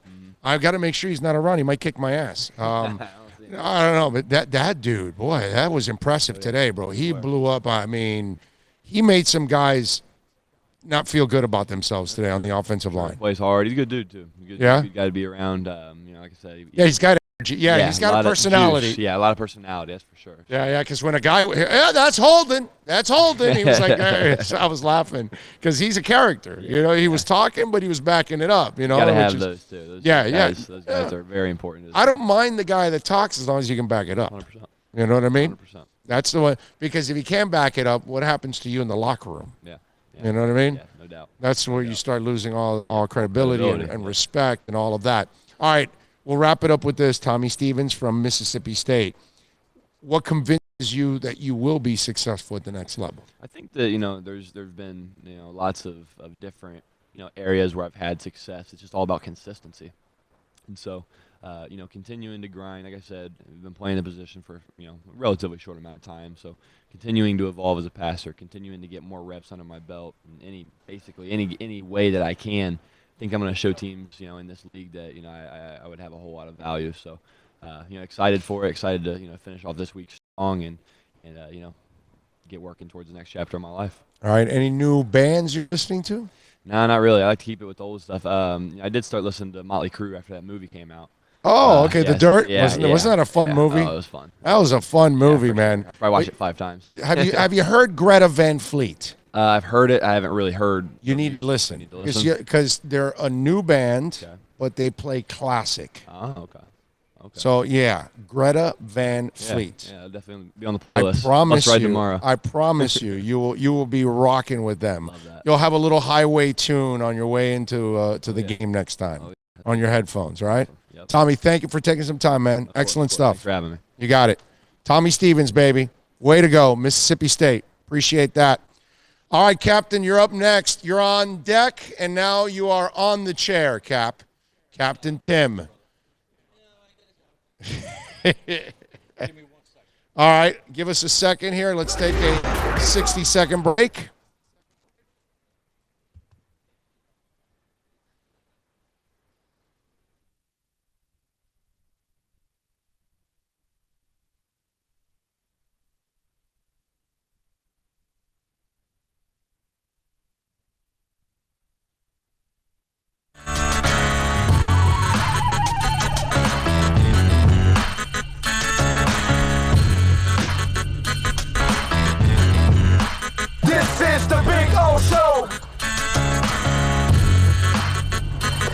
is the Big O Show.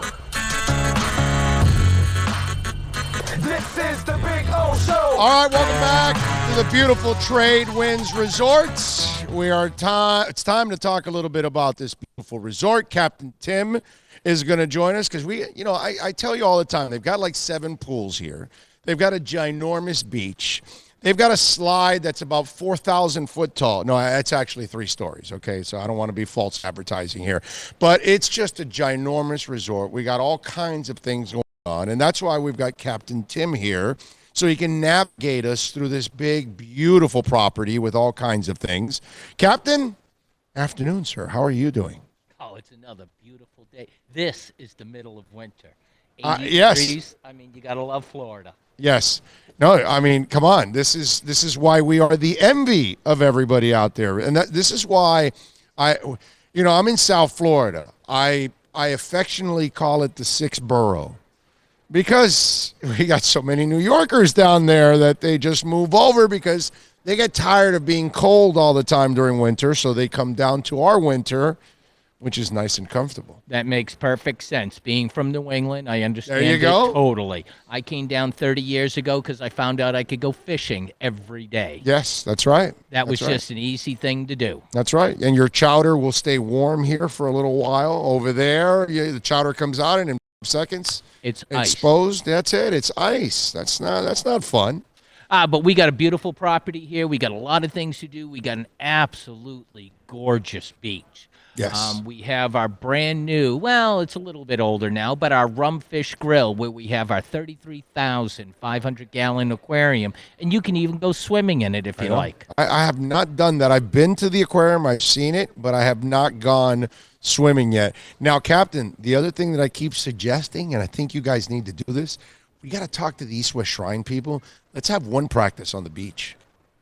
Oh, I would say yes. That would be a great idea. Can you imagine the TV shots? Oh, and then Man! just the advertisement all across the country. Plenty of space on that Yep. beach. Oh, yes. That's There's what lots of room out there. We're having tongue in cheek, having fun with this, but I say that because you literally could have practice on that beach. Oh, yes. It's that big. Yes. It's that wide. Yeah, it's that huge. But also, we don't want to hurt the guys before they got their big chance to show No, off of on course a not. national audience. Of course So, not. No, I with know. that, As a New England guy, you know Robert Edwards. I get it. yes. I get it. I get it. Pro Bowl, beach, knee, gun, history. I got it. Yeah, I and understand so that. like I we say, definitely don't want that. No. You prefer not to, and I'm sure they He's do a hell of too. a player, by the way. He was. Georgia Bulldog, if I remember correctly. Wow, yeah, that was a memory, unfortunately. You're right about that. All right, so tell the folks, because I've been bragging about this place for years now. And so if people want to come on out, talk a little bit about the amenities here. Well, you check into the resort. I mean, you got a beautiful lobby. You make your way to the beach. And then all of a sudden, now you have everything right there. You get a cabana. You go sit down and relax for a couple minutes. Look at a couple of the brochures. Figure out what you want to do. Have the kids hit the high tide slide, which comes with your amenity pass. Again, the swim with the fish, it's $35. You sign up online. We do it 6 days a week, twice a day. It's a lot of fun. We have jet skis. We have the floating water park. We have cabanas on the water. Explain to people what the floating water park is, because it's really cool, and they may not really realize how cool a floating water park is. Well, we need the water temperature to come up on the Gulf a little bit. Hypothermia is not a good thing to have on vacation. No. But when it gets warm enough out there, we have these big floating playground, more or less. You get to climb, jump, fall. It's a lot of fun. You get different sessions throughout the day. You sign up, $16, and then you get an hour on the park. I love it. And they got the paddle boats, too? They got the paddle boats included with your amenity fee. We got miniature golf, the high tide slide, the surf simulator. It's just a lot of fun. And by the way, they have a river that runs through the hotel, so you can do the paddle boats. And the beautiful swans and the fishes and all that good stuff. And then that's just the tip of the iceberg. You have all of Pinellas and Clearwater to go play in as well. That's right. But you really don't even have to leave the resort. We have our own bar crawl. Yeah. Okay, go on out, visit each one of the 5 bars, 1 alcoholic beverage at each bar, 1 food item from any one of the place. Once you get your 6 stamps, you bring your completed passport into the gift shop, where they will give you your very own fashion trendy Tradewinds Bar Crawl t-shirt. I love that. That's what a awesome. fun way to explore the property. That is fantastic. Yesterday you had the bar in the right by the river that you had a singer there. Redbeard Shark Tooth Tavern. That's right. I ran that for 12 years. They have nightly entertainment Tuesday through Sunday. My man was Monday singing night. Neil Diamond yesterday. Yep, and they're all great entertainers. They'll go to about 11 o'clock at night, full bar. It's a lot of fun. There you go. A lot of things to do out here at the Tradewinds Resort. 866-JUST-LET-GO. 866-JUST-LET-GO. Once you get on the website, you can also get into any one of our great packages. Check it out, justletgo.com. There you go, Captain Tim. Captain, thank you, my brother. Appreciate it. Hey, it's always a pleasure. The only way this could be better is have you here every week. Oh, tell me about it. That would be good. Got to bring the wife. Thank you. There you go. Thank you, Have a Captain great Tim. day, guys. Appreciate it. There you go, Captain Tim. Come on out to the Tradewinds Resort. 866-JUST-LET-GO. You see it right there under the mic. You see that little white box on the screen? Right there, under the mic. It's a beautiful thing. Let's tell you a little bit about Toyota of Hollywood. We like talking about Toyota of Hollywood. We love talking about Toyota of Hollywood. They've got some great deals going on. The #1 volume Toyota dealership 6 years in a row. What are you waiting for, folks? They've got over 1,500 cars and trucks out there, and they'll make your payments up to 2021, 0% financing for 72 months. I mean, we're talking about a facility that is second to none, 400,000 square feet. Great deals. You want a great pre-owned vehicle? How about a 2019 Camry SE, which, no, not 28,000, not 22,000, 17,775. And it all happens at 1841 North State Road 7. It is Toyota of Hollywood.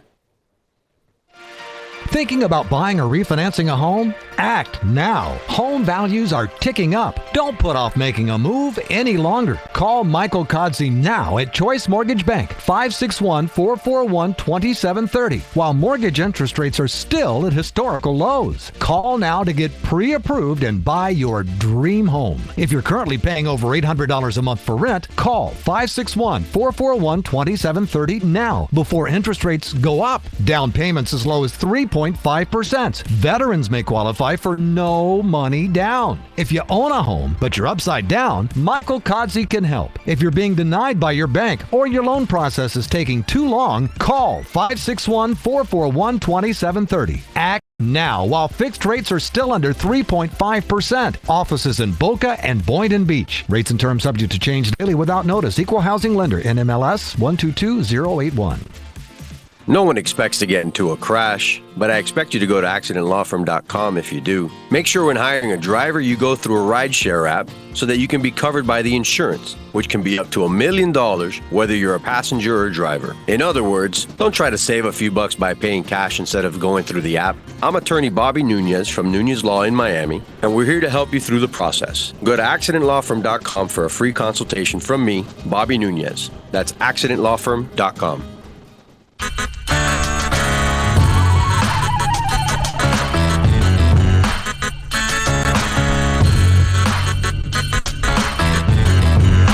This is the Big O Show. Yes, it is. Live, of course, from the Tradewinds Resort here in St. Pete, headquarters for the East-West Shrine game. We are going to be heading out to the afternoon practices in just a couple of minutes. And remember, you can always reach out to us whenever you're listening to the podcast on the accidentlawfirm.com text line, 786-322-1105. That's 786-322-1105 if you want to get in on the program. We've had a really good show, man. I thought Michael Walker was excellent. Tommy Stevens was fantastic. We had also Kevin Davidson, the quarterback from Princeton. We've had 2 quarterbacks on today.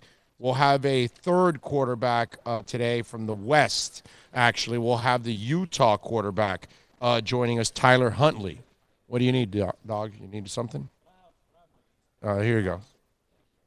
Yeah, your mic wasn't on, but that's fine. Anyway, so if you want to let me see what we got here on the YouTube chat board, by the way. I had it turned down. I was trying to keep the background noise, Yes. Let's see. What do we have here? Hey, Big O, is it just me, or why does something seem strange about the Caldwell situation? Took leave for medical reasons, no return, now a candidate for other teams.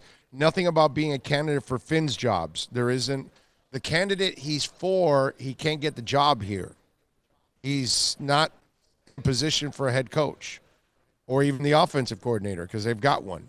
So it's more about being kind of an assistant is what it is. Look, man, I'm not going to assume anything. The man had personal issues, and he resolved them. I hope he's fine. If you want to start assuming something personal about information you have no idea about, you go ahead and do that. I'm not doing that.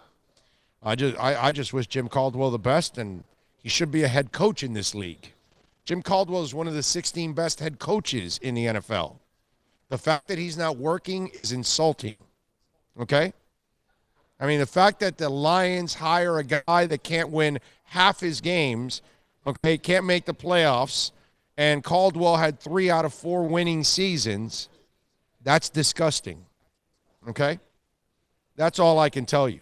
Forget about being an assistant for the Dolphins, okay? As a Dolphins fan, I'm glad I hope he stays with the Dolphins because it'll make him better. But if we're going to be honest, Jim Caldwell is supposed to be a head coach in this league. He's proven that over and over again that he should be a head coach. All right? But we all know that in this league, color matters, unfortunately, and it affects you. You're not going to have the same leeway if you're black compared to if you're white. That's the bottom line. They do not treat you equally in this league. That's all. Matt Patricia can't hold a candle to Jim Caldwell, and yet Jim Caldwell is not employed in this league. That's a freaking joke. Those are the facts. And if you win in Detroit, brother, he should be given a Nobel Peace Prize for going 3 out of 4 winning seasons. All right? That was studly what he did in Detroit. He got fired for it. So you talk about assistant, I have more of a problem that Jim Caldwell isn't a head coach in the NFL. Okay? That's the part that you should be looking at. Not worried about what his personal situation is and whether he was taking it off for one reason or another. That's a man of character. Obviously, he had a personal issue. And we wish him the best. That's what you have to do. Wish him the best. And whatever he's doing, by the way, if he's out for another job, it's for him to better himself. And we should all support that. That's all. It's really not that difficult. So I wouldn't look too much into that situation. 786-322-1105. Let's see. What do we got here? Mace says, hey, man, proud of you, Big O. Great how you're keeping your weight down. See my avatar, lost 145 pounds in 10 months. Proud of you, big guy. Keep it up. Thank you very much. Appreciate you, Ty, for mentioning that. And, hey, listen, man, I don't know if it's any impressive or anything, but I had to lose the weight. I had no choice. I got 5 stents in my heart. Doc says either lose weight or die. So that's my motivation. I just wanted to stay alive. And so that kept me motivated to kind of keep the weight off. And it's a battle. It's a battle for the rest of my life. That's just the way it is. And a lot of us live in that battle on a consistent basis. Speaking of battles, did you see Chad Johnson? He's trying out for the XFL for the Houston team. He's trying out to be a kicker at 42 years old. Chad Johnson. Okay? Well, this is the guy that did the river dance. That's the kicks. He wanted to try out for a soccer team. Right when he got out of football, he tried out for a soccer team. He practiced with an MLS team for a week. So now Chad Johnson is getting an opportunity in the XFL, and he's going to try out to be a kicker in the XFL. I mean, hey, listen, for a league like the XFL, that's a name. That's publicity. Alone, just getting the tryout, the XFL gets publicity from that. So whether he makes it or he doesn't, the league wins because they get some headlines out of it when it's all said and done.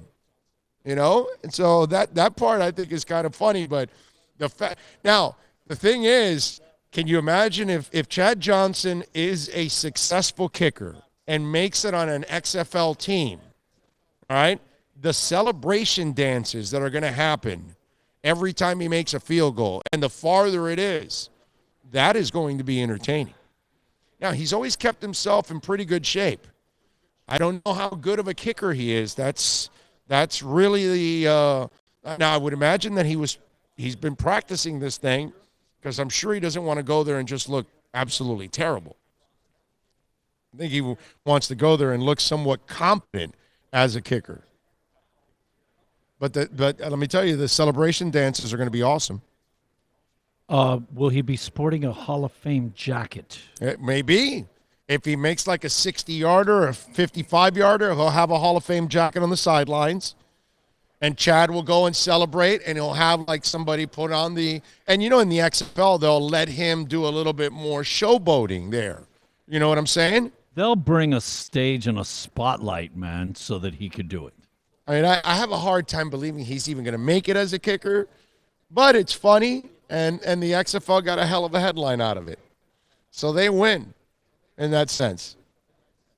We do want to remind you that the show is proudly brought to you by Pallet Rack City. We all love a great rack. I want you to call Eddie Pineda. Listen, if your business is looking disheveled, okay, if you look like Bill, then you need to kind of straighten things out, right? You don't want boxes all leaning like the Leaning Tower of Pisa and they're about to fall apart. You want everything organized so that way your employees can find everything. Well, call Pallet Rack City. Call Eddie right now, 305-887-9212. They buy and sell new and used pallet racking. It's your one-stop shop for all of your warehouse needs. They've got the largest used racking inventory in South Florida.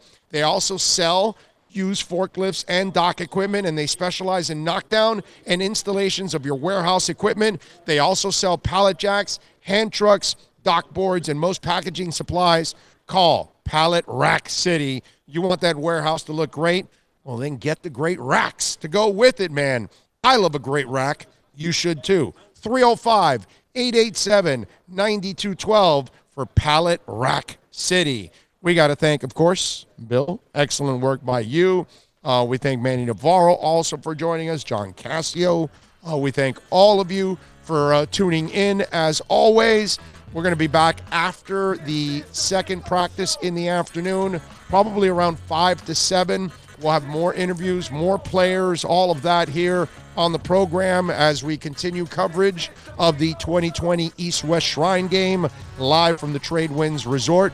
Be good out there.